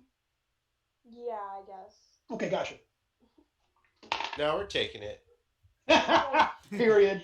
He All right. takes it. So Phoebe, you hear, How we take it? Phoebe reaches out to the spirit, and you hear the voice of the moon itself call down to you, and it says that it tells you in words that only you can understand, only Cleric of Shul can understand. It tells you that taking the sword is the only way to break the curse that you're under, but there is great danger. Okay, I feel Okay. like danger is the underlying theme here. What do you want from me? Harley wrote this one. Okay, yeah, now it's okay. Got it. So I go. I'll take my spear, and I go to Septus. I go here, hold my spear, and I go and I grab the two-handed sword. You don't want me to use force manipulation? You're No just force gonna grab it. manipulation. All right, this is why I need Nah. preschool ropes for you guys. Nah, we gotta be able to use Ernie, this thing. Ernie. I'm pretty sure we're gonna have to. Holy Tom. So I go, yeah. I give someone, I give Wiggs my shield, and then I just go and grab it. I wield it like, you know. By the power of Grayskull. Yeah. You I'll feel say anything, awesome but- power and then nothing. It's just Okay, and you're what level are you? How did we guess that was the next question he was going to ask? yeah. Never seen that ever. Okay, so when you pick it up, okay, like the runes actually like glow on this thing. It's amazing. You can feel the power coming off this thing. It's amazing. And what does it want me to do? You know what? It's funny you should ask that. Like, you start getting visions of like power. It's like saying, like, essentially, the sword is in your mind, and it's like, Ernie, don't you think that you know what's best for people? You know, with this, with I do. If you use me, we together we can impose your will upon the world. Make yourself a ruler, an absolute ruler, but a No, fair, I don't want any absolute of that. ruler. I don't want any of that. All right. I have second thoughts about this sword. I feel like he's gonna like make a will saying like, nah, I go with it. Totally on board with whatever it's saying. Yeah, no, I'm neutral for a reason. What? Yeah. I'm gonna say so you're holding it up while this is happening. Remember, you were also like watching the background there. Yeah. So like after you've picked it up, like you start feeling like something moving beneath the hummus, and you see that the stalks of the mushrooms are all like starting to shake and shimmer, and like spores are coming out of the air like, you know, it's already gross down here, but yeah, Everyone it's get your masks. worse now. Yeah, I want to quickly wrap my cloak around my face. All right, let me 1 second. The animals. You know, you don't know if you want to stay in the room or go out of the room. Crazy. Get out of here, you knucklehead. Go, go, go. There's a good girl. She comes down and she scratches at the door to be let in, and then she gets down there and she's like, "Oh, it's cold down here." And this, it's crazy. All right, so yeah, the ground starts to shake, and you start seeing these mushrooms start to like waver around each round. So Forrester wraps his face up against the oncoming spores. Anybody else doing anything? Can I Yeah, use I'm like force on the- manip- Oh, go ahead. I'm standing by the throne because I grabbed the sword and I picked it up and I'm holding it like Thundercats. Gotcha. So I'm kind of the furthest away, I think. I mean, So- I could try to get a wall of force with my force manipulation to get a barrier between us and the spores, Yeah. That would be good. but I need a pretty good roll to do it. I To mean, get a wall. I will say these are the same spores you've been breathing in this whole time. It's just now that they're shaking, it's just gotten worse. You know what I'm saying? It's not like dangerously worse, but it's, you know. Okay, it doesn't seem ominous. Just it horrible wasn't like the environment. ground shaking and something coming. Ominous is in the eyes of the beholder, my friend. You tell me. Well, All right. is there any other way out of this throne room besides the way we came? I mean, you could walk across. You guys follow the stones here. No one's actually stepped down onto the humus yet. You could try walking across that and go overland. I gotta let this dog in here again. You know what? It's driving me nuts. You could go in or you could stay out, sweetie. You know, just. Tell Bobby I said make up her mind. I know. Come here, Bobby. Come here. I want you to explain to the people watching at home. Oh, that you are a knucklehead. Bobby went and spent the weekend at her Grammy's house and got to eat. What did she make for you?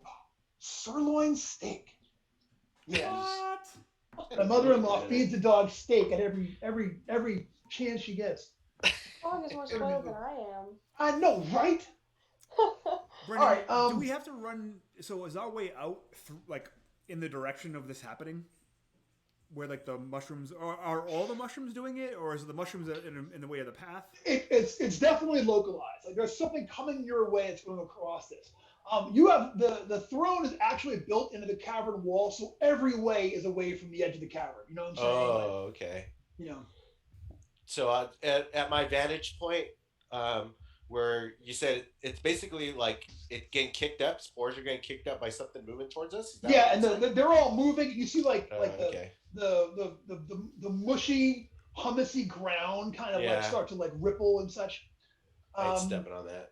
Yeah. And that next round, here is what happens. This creature comes up out of the ground. It is enormous. Yeah, this thing is it's a huge, incredibly huge worm. It's got to be like 150 feet long, and it must weigh tons. It rips out of the earth.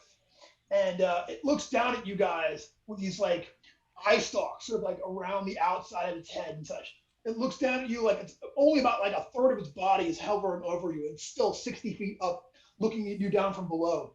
And it roars and it is getting ready to come down, you think, and commit what possibly might be an act of violence. So let's go ahead and roll initiative. Let's see how we do. I don't have a paper. Oh. All right.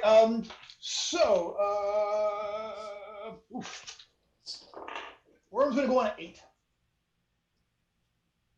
Okay, so going backwards, Phoebe. 17.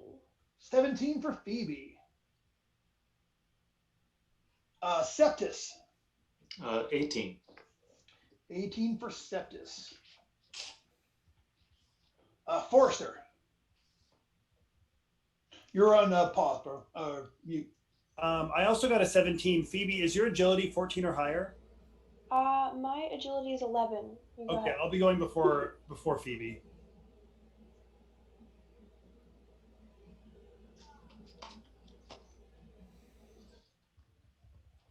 Okay, Wiggs. 14. 14 for Wigs. Ernie. 11. 11 for Ernie. And last but not least, Anatol. 10. 10 for Anatol.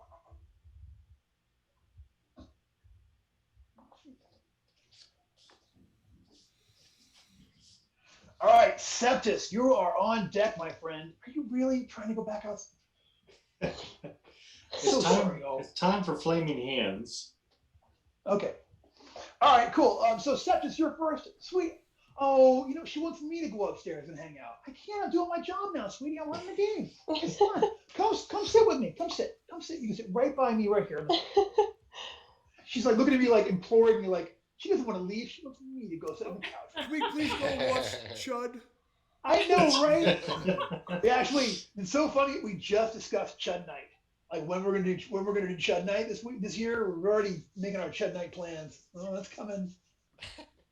Best horror movie shower scene ever. I know. Yeah. There you go. So it is Septus. You're up on deck. Is it Flaming Hands? Is that what Flaming Hands. My mercurial effect is that it causes mirror images to appear. Which also could be beneficial, although they sap my personality. So first off, looks like there will be 4 mirror images when I cast. If you successfully cast it. If I successfully cast it. I think it's time for spell burn, being that this worm is quite large. He's the biggest monster any of you have ever seen. He's actually, I guess he's about the size of the Eye Titan that y'all fought in your first thing here, but Septus wasn't here for that. So okay, burn so it all. Burn it all. Next person who gets Septus is like, what the hell? My stats are That's right. Who's right, up for next week? Do we have a Jeff has next week. I have next week. I haven't asked anybody yet, but I'm going to. Well, I feel bad if I leave whoever next week with nothing. Nah, Gojo, what do I play it always for say? you. And he's Private like you stole. All right. Let's see. So then I can get. Why don't we take agility, stamina? Wow. All of it, huh? You want me to go big?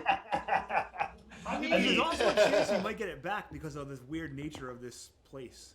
Right. All right. Well, let's do that. So strength to 3, agility to 3, stamina maybe to 6. So hardcore. That gets me plus 21 in spell burn. Okay, actually, you can drop that down. Okay, to just a plus 20. Oh yeah, 20. Yeah, plus okay, 20 so gets you a maximum result on the spell. Yeah. Okay. And so you can blast fire in a 360-degree arc outward of your body. Within that complete radius, you pick one wedge where fire is not blast. In other words, you and your people. Right. And everything in that area takes damage equal to 4d10 plus character level. 4d10. Yep. All right. There. All right. 1, 2, 3, 4d10. Here you go. I don't know if I've ever rolled 4d10s at once. 10, 19, 21, 29, plus caster level, 31 points. Nice. Yeah. Yeah, boy. Right. I mean, here's the thing. Like, Septus erupts in this amazing arc of fire comes out of his body. Wow! Like, essentially, you guys are in a wedge behind him where that you're not touched, but you can feel the heat coming off of him. It's like looking into a furnace. Just whoosh.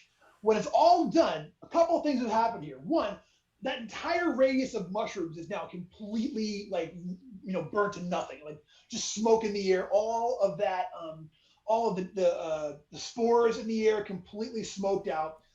The creature is still standing. I mean, it's a big as heck monster. You know what I'm saying? But now the ground is like the ground is burnt down so much you can actually walk on it a lot easier. You know what I'm saying? So like Septus cleared up this battle area out there with that spell. So brilliantly done. That was awesome. And it is Forrester is up next. All right, I'm gonna start running up the back of this. I can hear you. I had to let the dog out again. No problem. I'm going to start running up the back of this thing and going full murder hobbit on it. Murder hobbit! Let's see here. What are these? This is a this, and this is a that. Okay, so I've got a 9 and a 16. Okay, neither of those hit. Okay. Okay, good to know. And it kind of roars down at you. AC higher than 16. All right. Yeah. So that's it. See, but now you're right there at the edge of where it is. So it is time for Phoebe. All right. I've been looking at my spells on Purple Sorcerer, and I think Word of Command is a good moment for this. Yep. Yeah. So I'm gonna try and cast Word of Command, and hopefully I get high enough where I can use a gesture, because I don't think it speaks Common. Gotcha. Oh, that's a nat 20. Oh! Nice. All right. So double your level for that. All right. So the results are: Cleric can speak a word at multiple targets within a range up to 200. He can target up to 1d6 targets. The same command applies to all targets. Cleric may combine the word with a gesture. For example, attack with a pointed finger. If target fails its save, it must obey the command for a number of days equal to 1d7 caster level. Plus caster level. The target receives a new will save each morning. Okay. So what was the actual the total result on that thing for the saving throw? Double your level. Yeah, 28. 28. Okay. So what is the command you are going to try to get it? I think go. Go and just point. Yeah. Okay, here comes that save. Yeah, it's gonna make that. Whoa! Ouch. Damn, that's rough. Okay. Yeah, Waste of a crit. I'm sorry, but I don't tell you. It's, Well, at least now we know we're not dealing with anything that's super, like, normal. Yeah. We do have that sword, though. Maybe the sword could kill it. Yeah. We'll see. There's only one way to find out. I know, right? So, Wings, you are next. So most of its body is still in that hole in the ground. It was kind of like it's okay. So this is what it looks like from now. You can picture it. A lot of its body is submerged in this gook of hummus that is kind of like coming out of. So it's like from where you guys are standing, you can see where its body comes out of there. You don't know if it's actually under the ground. It's like under this layer of gook that is the floor of this place. I know what you're thinking, Wiggs. What do you think I'm thinking? I think you're thinking Ward Portal on the hole. Oh my god, you are so smart. That's exactly. Or I'm. Thank you. I'm very easily read. All right, I'm gonna try and cast Ward Portal because I'm assuming it's made sort of a door kind of thing. Gotcha. All right.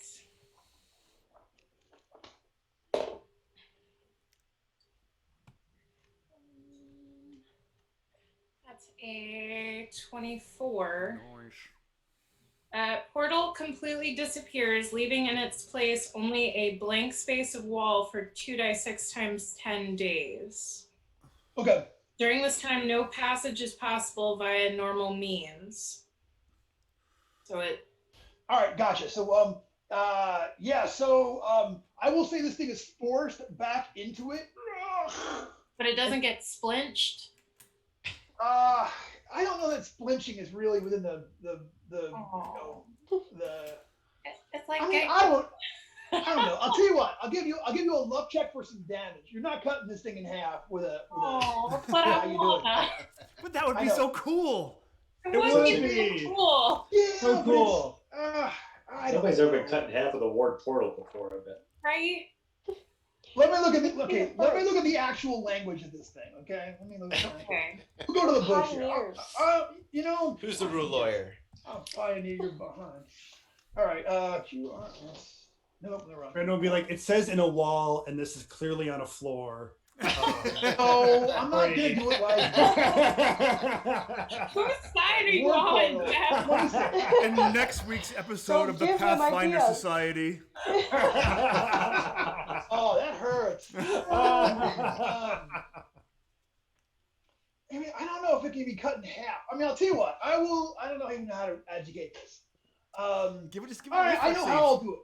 How about, let's give it a reflex save. Okay, so what's your total number for your check there? I feel like it's gonna make it. 24. For my luck check, Yeah, No, your spell check was a 24. you spelled it. 24? All right. So I'm going to give it Maybe a its saving reflexes throw. are very good. I'm going to give it a saving throw versus your reflex thing there. And the saving throw is a 38. It's not going to make that saving throw. So I will say that you have clipped off a significant section of this thing's behind. So go ahead and roll me 5d6 damage, we'll say, on top of it. Generous. That's good. I mean, it lost some tail there, you know? God knows, no one wants to lose tail. I would have done a D100. Would you have? Yeah. We should That do a could also D1 be a million. one, Just let's see how remember that. that. It could still be one. It could be Yeah. two. Exactly. It's very swingy. okay, you said 5d6? 5d6, yeah. Okay, I'm gonna have to roll them one at a time. The cat made off with some of my dice. I'll tell you, like going backwards, if I had realized, okay, like I'm gonna cast Ward Portal to try to cut this thing in half, I would have said, yeah, you can do it, but I would have had you roll a d16 because you're using the spell weird. You know what I'm saying? Yeah, Like, that's how I would have, because it's not meant to cut people in half. But I always think that's so weird. A lot of things aren't meant to be things that they're great for, you know? Totally. that's why The spell is I'm meant to not make saying it. you can't do it. I'm just saying roll me a d16 rather than a d20. You know what this means, though? Every con game I'm going to run from now on, somebody's going to try to cut somebody in half with this damn spell. Yep. As you should. Roll a Precedent d16. has been set. This is special for tonight, but going forward, that's dropping you one die in the die chain for casting spells.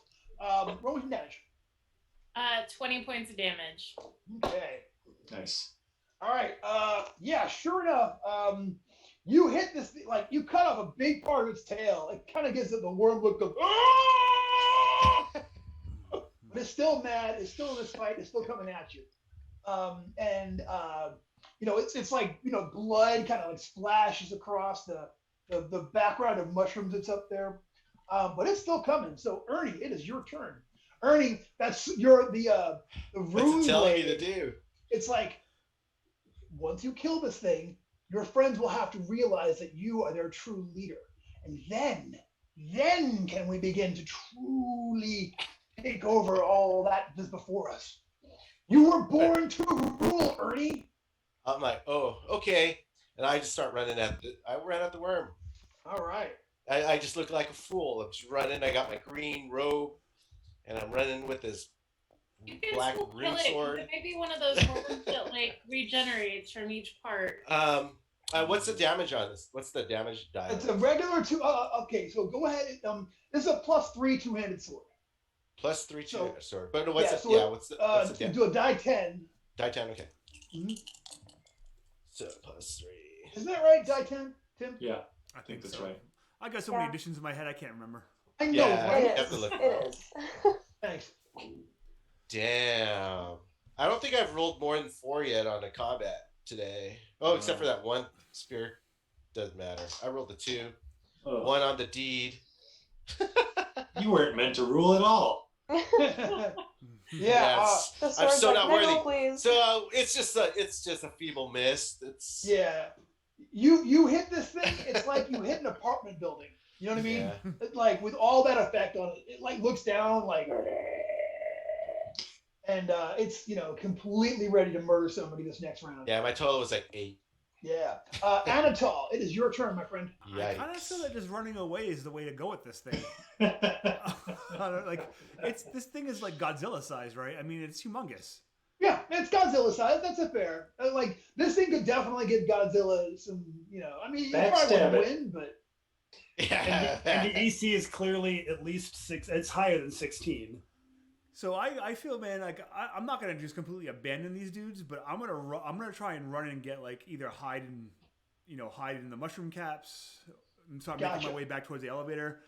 You know, before I run, I'll be like, hey guys, we should probably go. But I'll like, Is he between us and the elevator?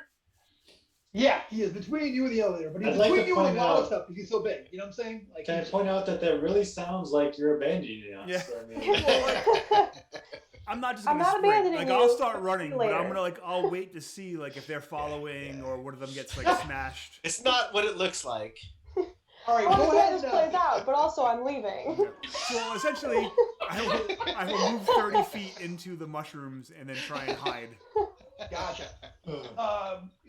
Yeah, give me a hide check. 12 plus hide in shadows is 8, so 20. Yeah, you run into the mushroom forest and quickly disappear from sight. Everyone's like, Anatoly, oh. All right, so the creature is going to go. All right, so It's gonna leave because I would love that personally. it's gonna go. Yeah. well, I've had enough. Okay, so it is going to.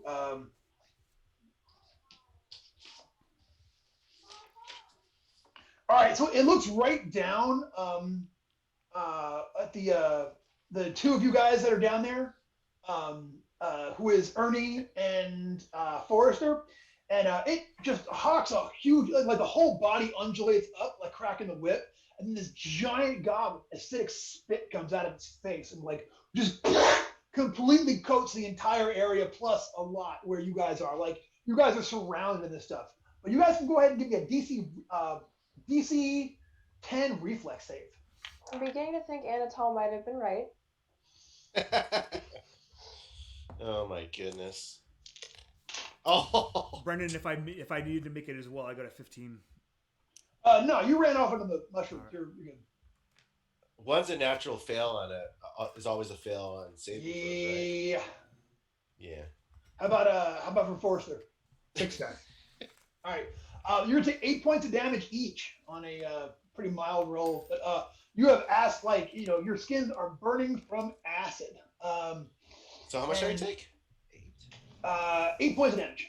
Okay. Ouch. I feel like Ernie's always just like Phoebe. All right, and that is what it does on its round, and it is y'all's turn. So it's top of the order. Septus. This thing is still coming. What are you going to go for? I want to try to use force manipulation and get a wall of force between the creature and my friends. All right, I want to see you do it.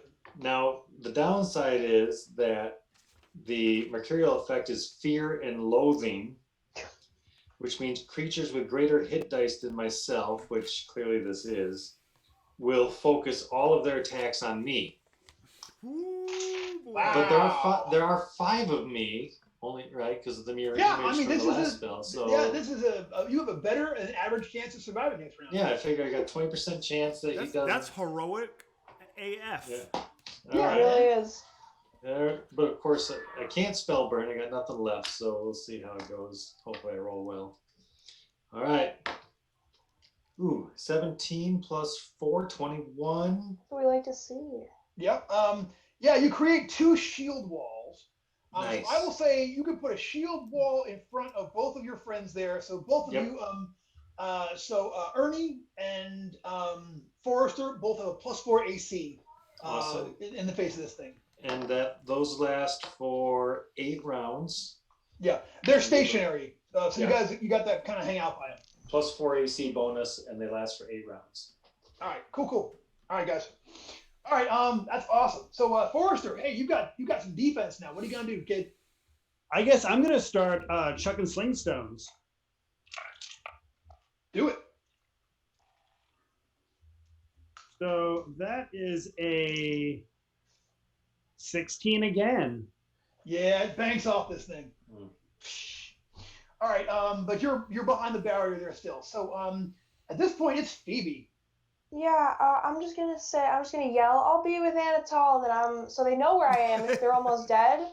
But I'm gonna follow and You're not chase abandoning you. steps. All right, so Phoebe, you do your best. Anatole's kind of hidden there, but you head in that direction off Yeah. into the mushrooms. So you are charging into the mushrooms. And it is Wiggs and then Ernie. You're on mute.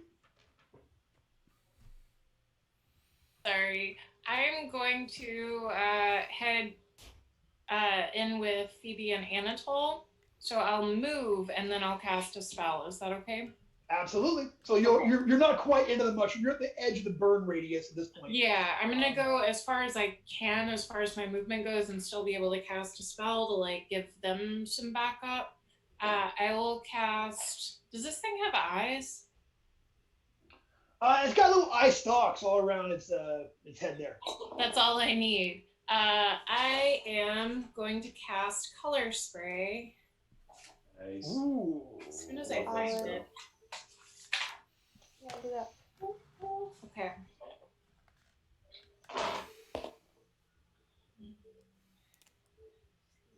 $18, 3 targets within range, obviously all on the same dude. Each target must make 2 will saves or be affected. Targets that fail 1 save are blinded. Targets that fail both save are blinded and knocked unconscious. And it's Okay. 4 + 1 rounds. Gotcha. All right, here is save number 1.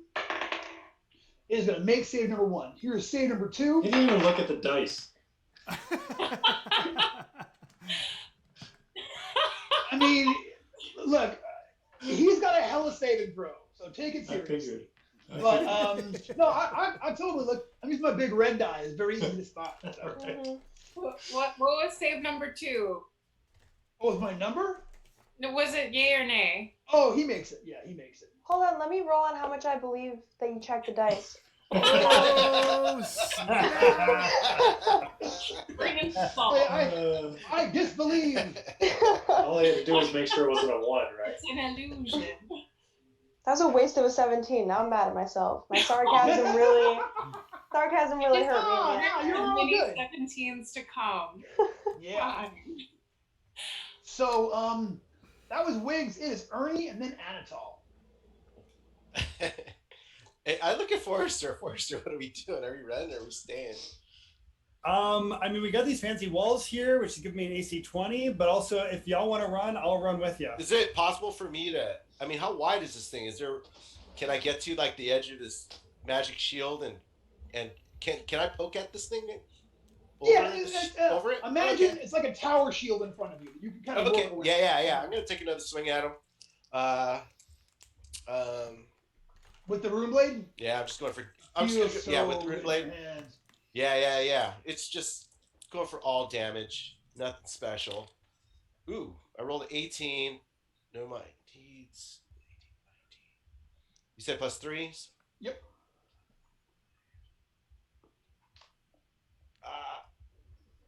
26. You hit. Boom. Give me damage.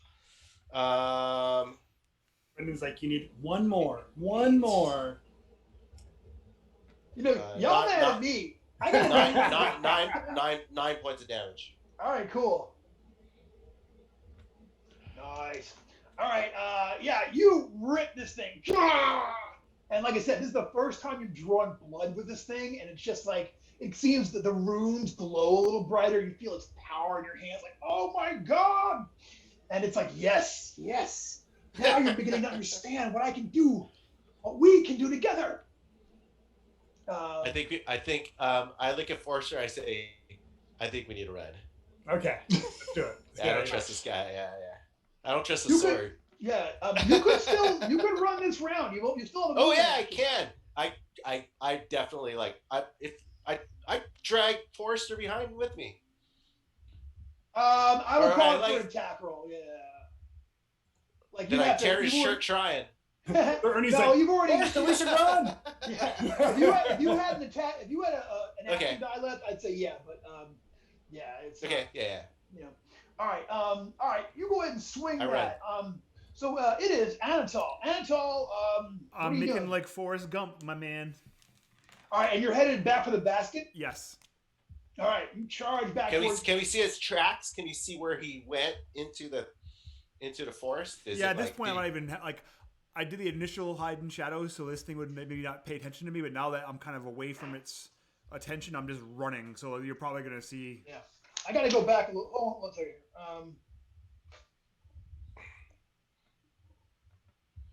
Okay, so I'm gonna say this round you've reached the end of the burn zone and you're actually into the hummus.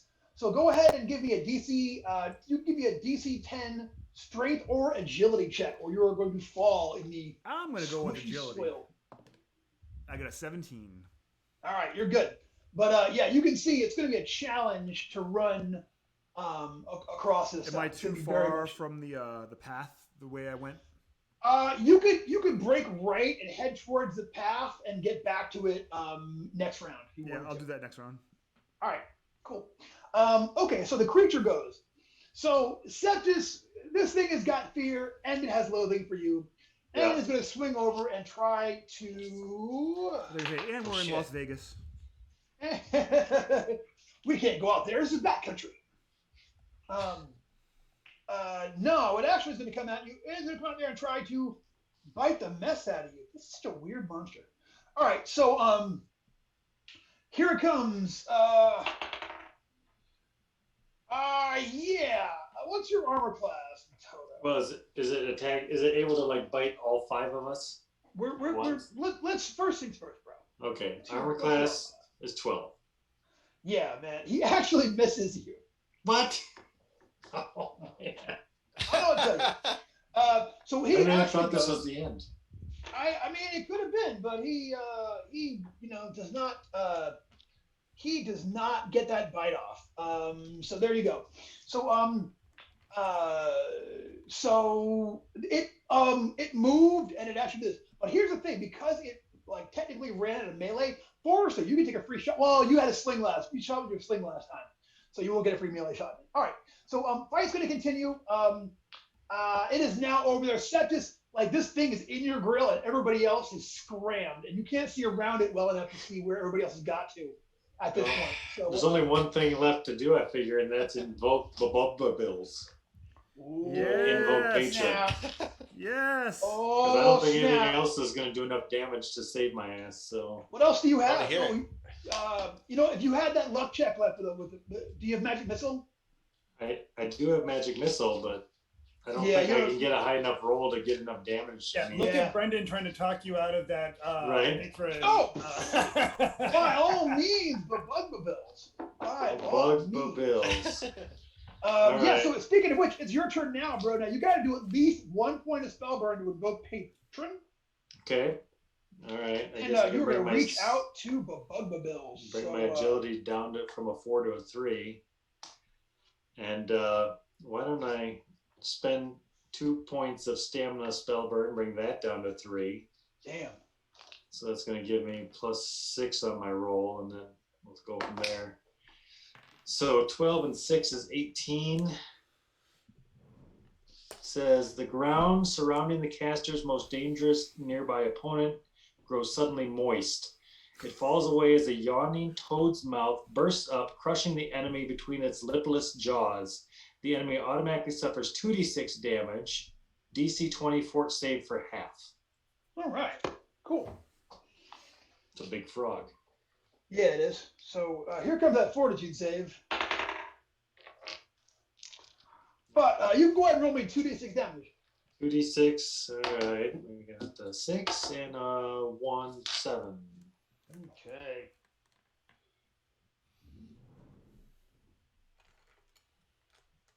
All right. Yeah. So the ground comes up and pinches this thing. Oh! And it is stuck there for a moment, which is interesting. All right, cool. So that's it. So Forrester, are you going to keep running? Yes, I'm going to start running. All right. You start running and you start making your way towards where Anatol and them went to. We will say you can get with your reduced movement rate, you are just to the edge of the fire circle. Okay. And then Phoebe, you are next. Are you going to continue running? You're muted.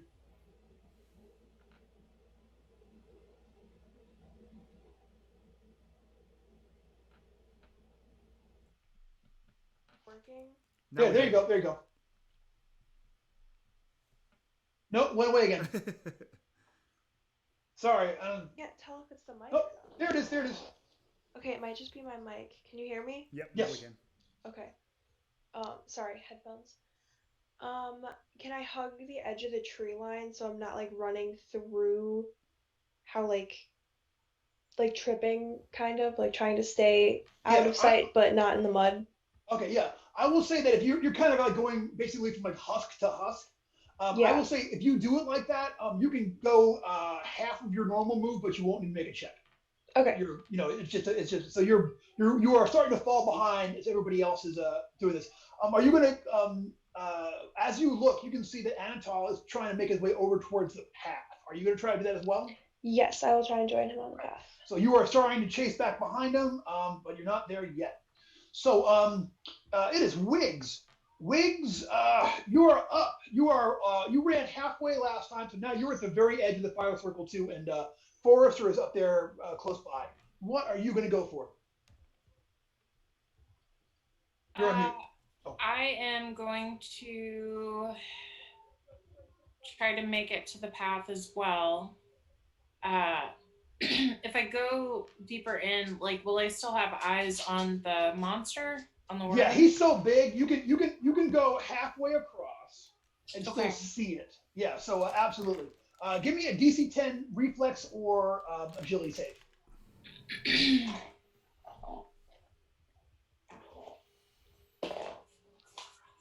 I rolled a 17. You're good. All right, you make your way. It's very slick, but you are able to make your way back. And next round you'll catch. Well, you're on your way to catch up with Anna. You're actually kind of like near where Phoebe is. Like you're, like up neck and neck. Although you see that Phoebe is going from tree to tree or mushroom to mushroom to avoid the nasty floor.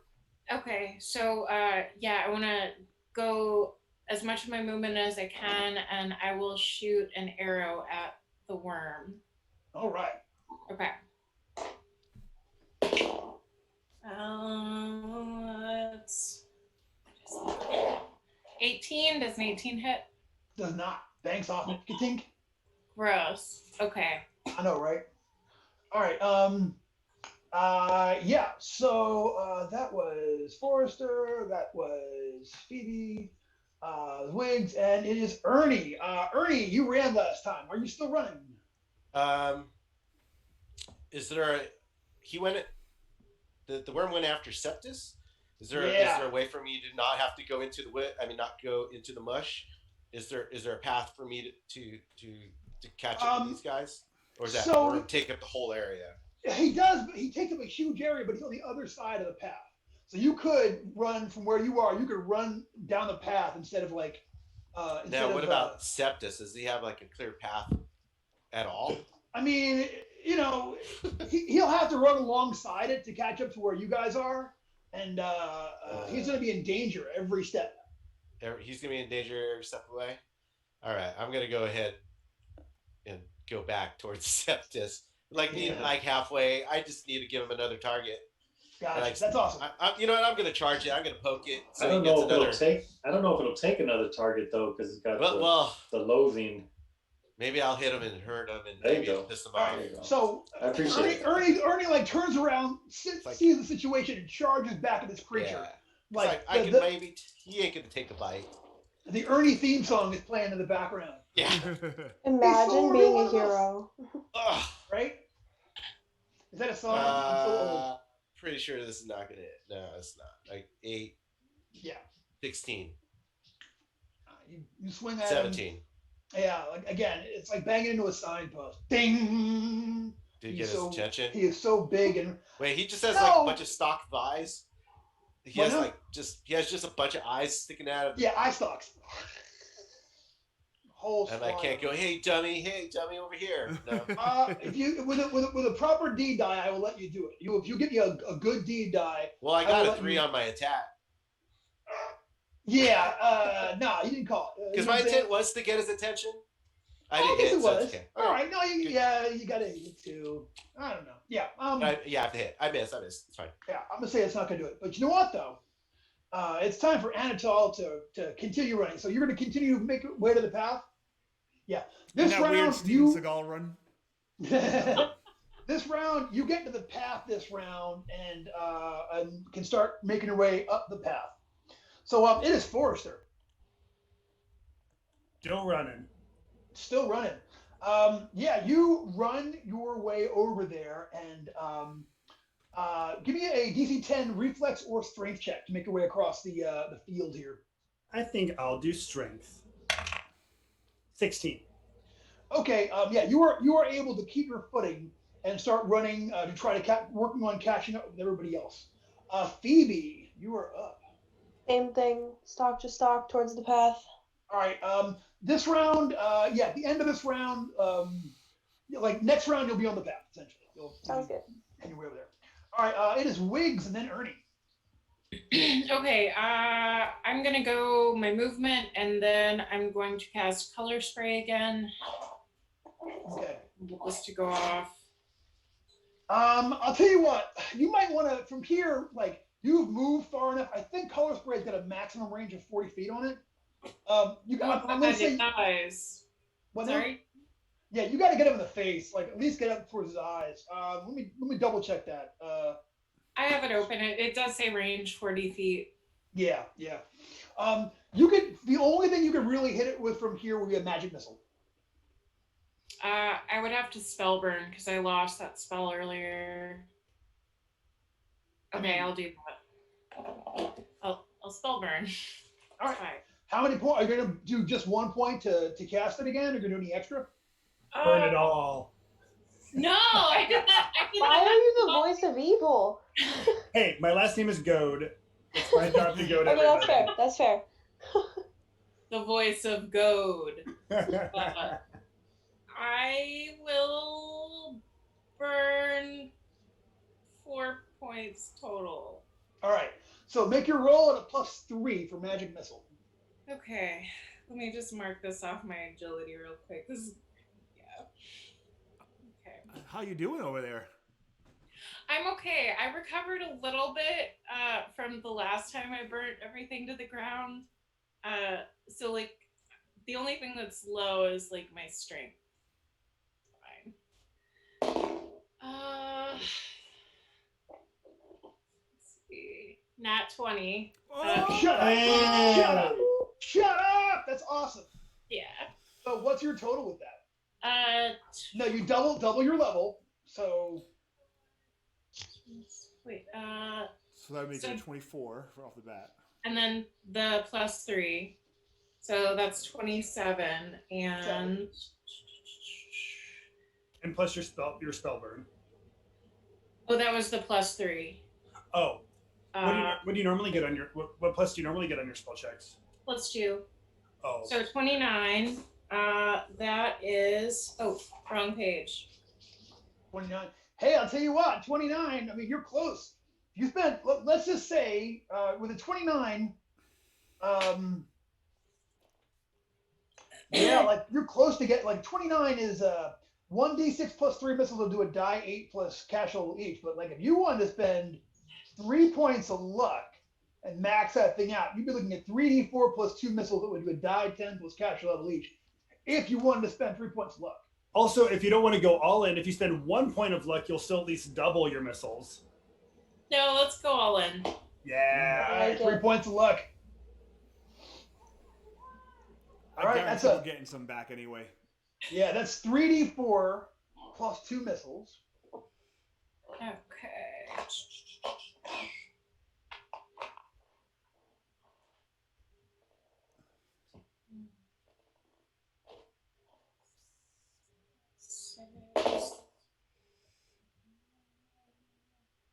So that's 11 missiles. Oh my god. Right? And they're going to do 1d10 damage each.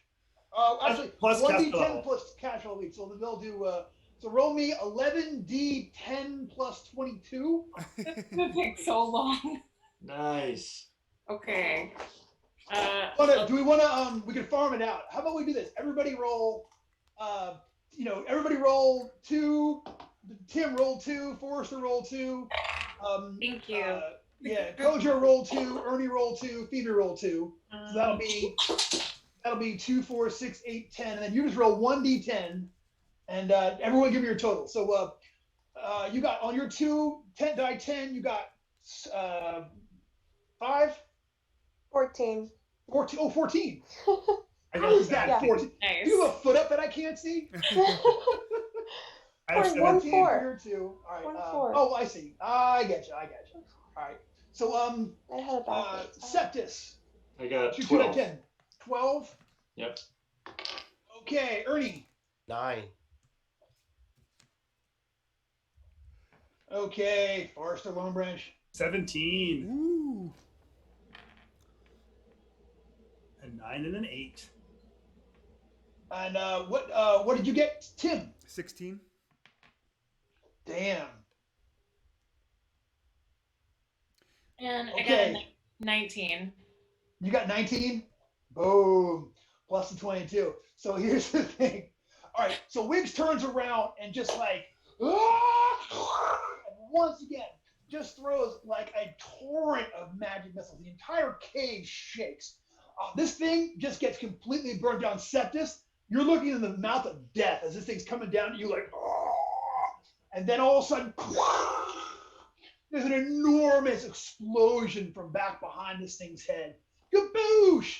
And the thing wriggles once, and then it turns over and falls down. Kaboosh! And collapses down there dead. Yeah. Yeah. Well done. I cannot believe that we actually Wiggs the killed Giant that. Slayer. Am I right? Yeah. I watched a lot of Tremors. You laughed. That came No. into play. Haley and I both know because Haley did something very Tremors-ish last night in our playtest. Really? Yep. That's Yes. amazing. Yep. All right, I Tremors want to 7 hear the whole is story. then. coming out this fall. Oh, Like, no. Tremors 7 is coming out this fall. And I'm Someone really- needs to tell my mom When that did right they make now. 3, 4, 5, and 6? Do you love it or I hate love it? Tremors. She man. loves them. She watches all of them all the time. They're so fun. Yeah. Like a modern monster movie classic series. Yep. You know? All right, guys. So Everyone. yeah, this thing. Seriously, this thing had 160 hit points, and you guys. Wow. An armor class of 25. And Oh, Well done. was it? Wow. Wow. I It was was. joking when I This- said 60 was a third of its hit points, and I was not wrong. No, you were about in the neighborhood. You were certainly not way off. So. Yeah, Yeah. and when I was joking that its AC was going to be 27, I was not far off either. 25. Yeah. Wow. So. Yeah. So well done, y'all. Well done. Yikes. We want to cut it open and see what it's eating.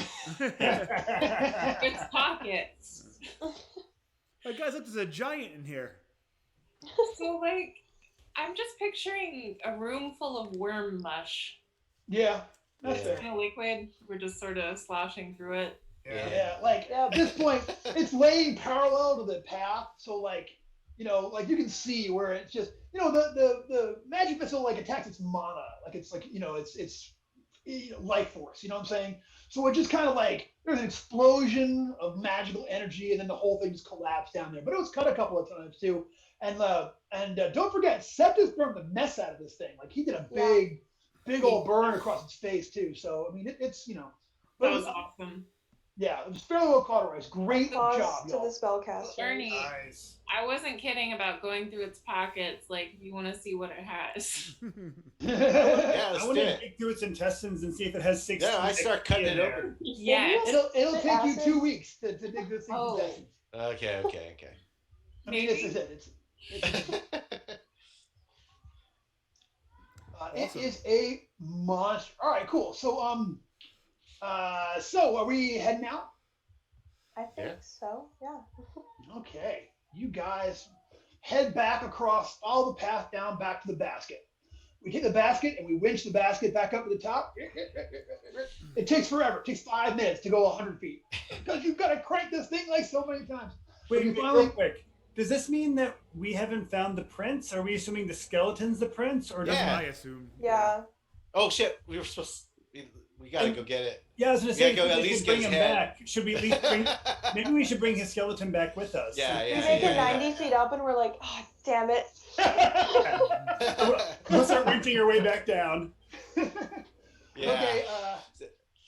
All right. So you guys, you make your way back to the path. We eat any more mushrooms? We're all burned. No. Children hold the rope. All right. So you guys make your way back down there. You're gonna take his whole body and bring it back with you. Yeah. Yeah. All right. Yeah. It's We'll, gonna like, take wrap 2. it up in a blanket. And... Yeah. Yeah, It's you want gonna me to take at make least. I can do a floating disc and That's- carry the bones on the disc. Yeah, you give me a floating disc. Yeah. But I mean, here's the thing: you weren't here for last time, but like the stairs, you walked down the stairs for 2 hours to get down here to where the body, to where the thing is. Didn't So- we also collapse all of the stairs? Yeah, is there a path for us to get back up? Well, we don't know yet, do we?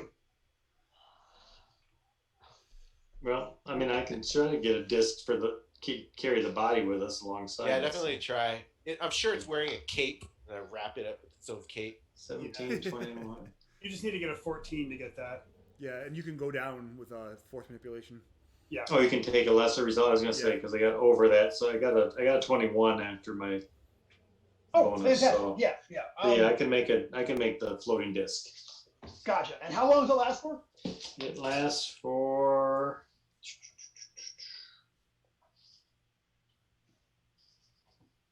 D6 plus caster level turns. Oh, there you All go. right, cool. Awesome. D6 plus caster level. Thank you. So turns. So D6 2 plus 2, so 4 turns. Nice. All right, so you got for 40 minutes. So that'll get you almost up at the top of the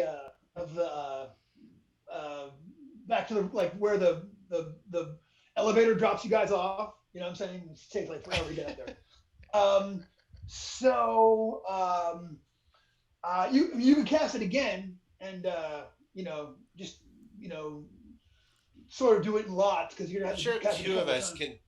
The way I have it wrapped up like a burrito or like a Tootsie Roll, I'm sure like two of us can lug this thing. Let I mean, me the- see your the- Tootsie Roll. The biggest thing was to get it up the elevator, probably. Now, Yeah, maybe. yeah, I mean, I yeah. can try it again, but No, we'll say you can get it at the top of the elevator. You can try it again and y'all can carry it, whatever you want to do.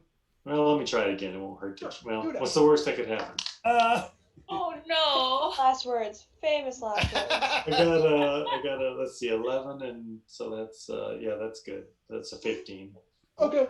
Yeah, a die 6 plus 2 again. 6 turns. plus 2, 4, so 6 turns this time. Got it for an hour. No problem. All right, so you make your way out of the village. You go across the bridge, and sure enough, the ceiling over the stairway is completely collapsed. However, concealed off to the right, which you didn't see as you were running down the initial time, is a small stairway in a little dark passageway that kind of seems to go around it. Oh, that would have been nice to know about when we have like. Yeah. I made Riding Wiggins down the check. fire Yeah. stairs.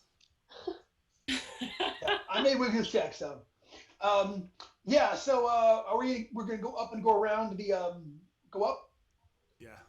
All right. I think so. Yeah, so the stairs go up. There's a passageway, there's a passageway, like it goes, like you go down, So- it takes a left. While we're walking though, Brendan, I want to ask the group like, are we giving this sword to the region, or like have we decided what faction that we want to help? Yeah, let's have this conversation. We could have this.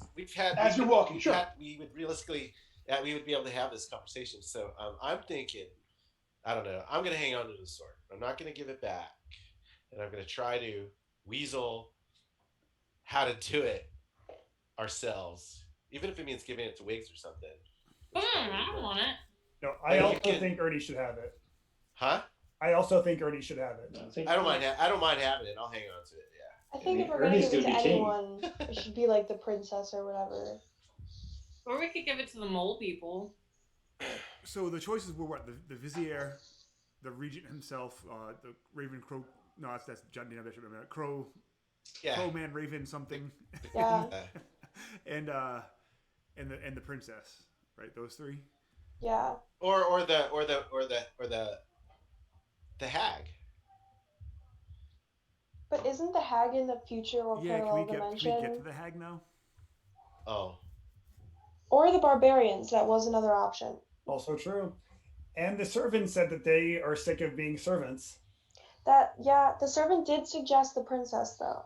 That's true. Oh.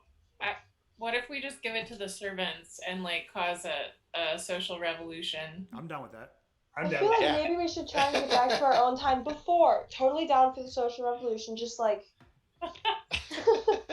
Yeah. Bring the As long as revolution. we can get out of here. Okay.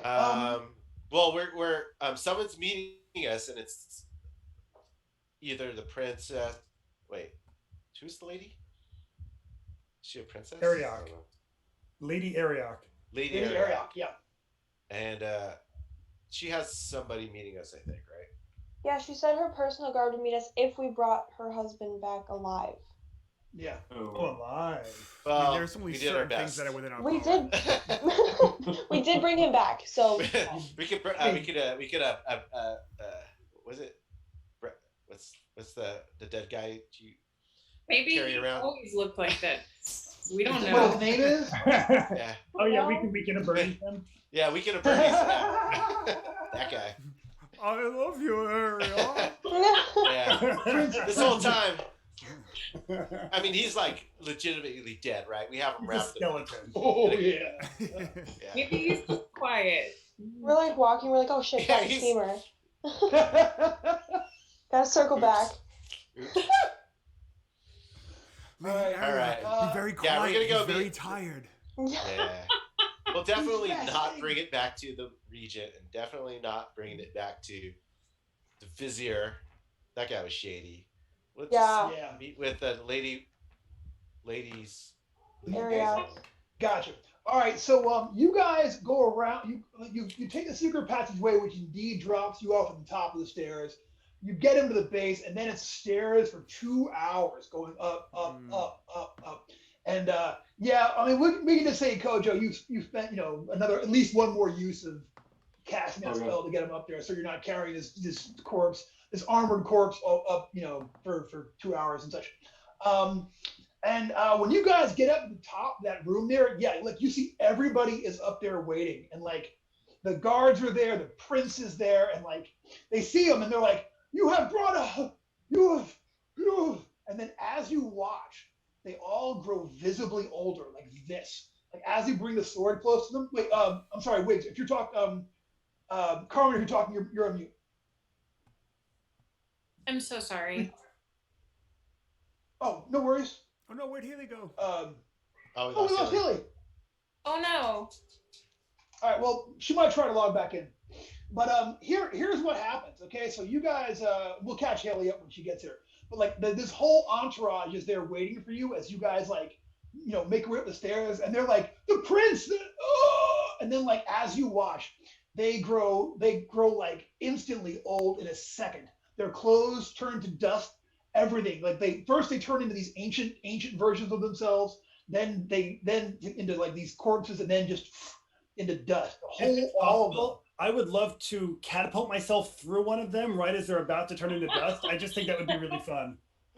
Yeah, you look like Buffy in that moment from the musical Buffy the Vampire Slayer. Yeah, you just shred through a whole bunch of these folks, and the blue sprinklers.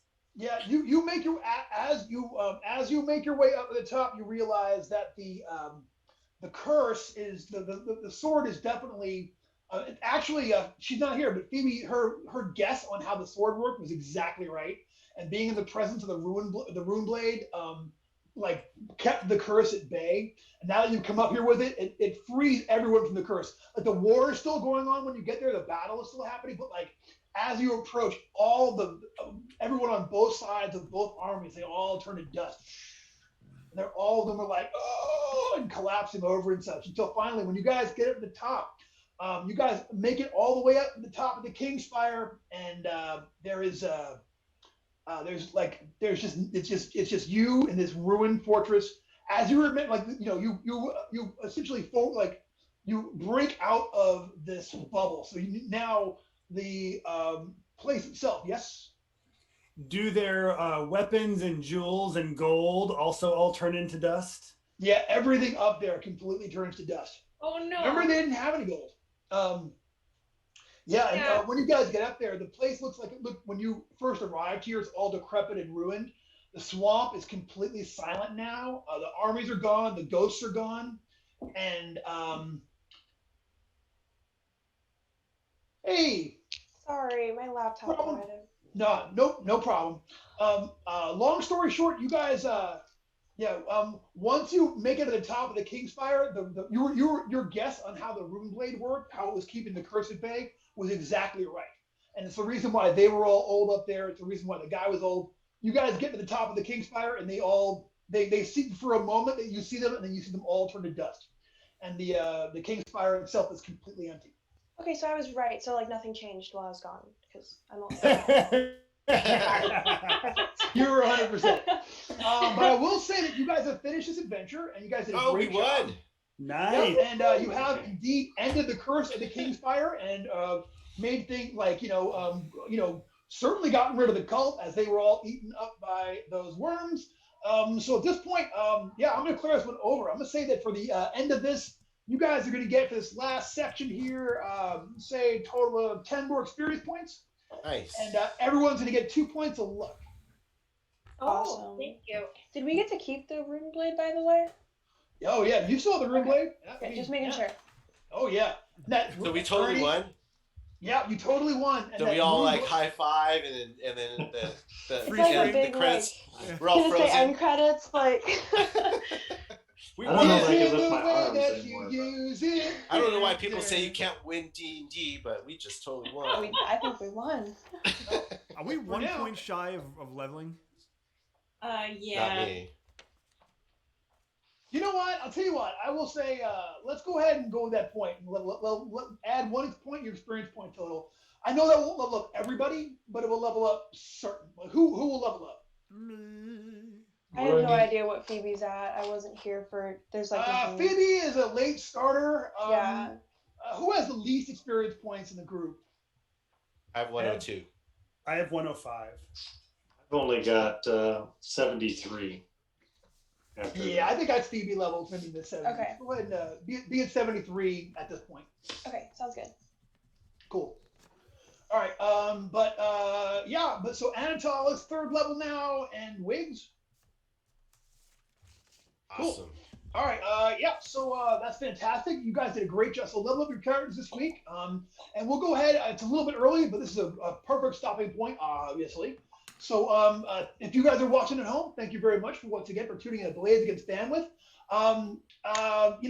Thanks to our very special guest, Cory Gashman. Thank you very much. Hey, thanks for having me. You guys all did an excellent job. That monster was heinous, and I'm super impressed that you guys got through it. That natural 20 on that Wiggs natural 20 on that magic missile at the end is like choice. Cory loosened the lid for me. Yeah. No, everybody contribute. You know what? You only killed it by like 4 points. So every hit, including the 1 physical blow it took, counted. Wow. You know what I'm saying? Like everything counted. Thanks again. And we got if you're watching and you're having a good time watching this, you should jump on and sign up to play some games at Bride of Cyclops Con, which is coming up weekend of October 11th. So we want to see you there, and thank you very much. Weekend of Anatol, October 16th. That's what I meant. Yeah. What I meant. And then and that's it. So play us off. I'm gonna dance us off today. Bye, everybody. Bye. Ooh.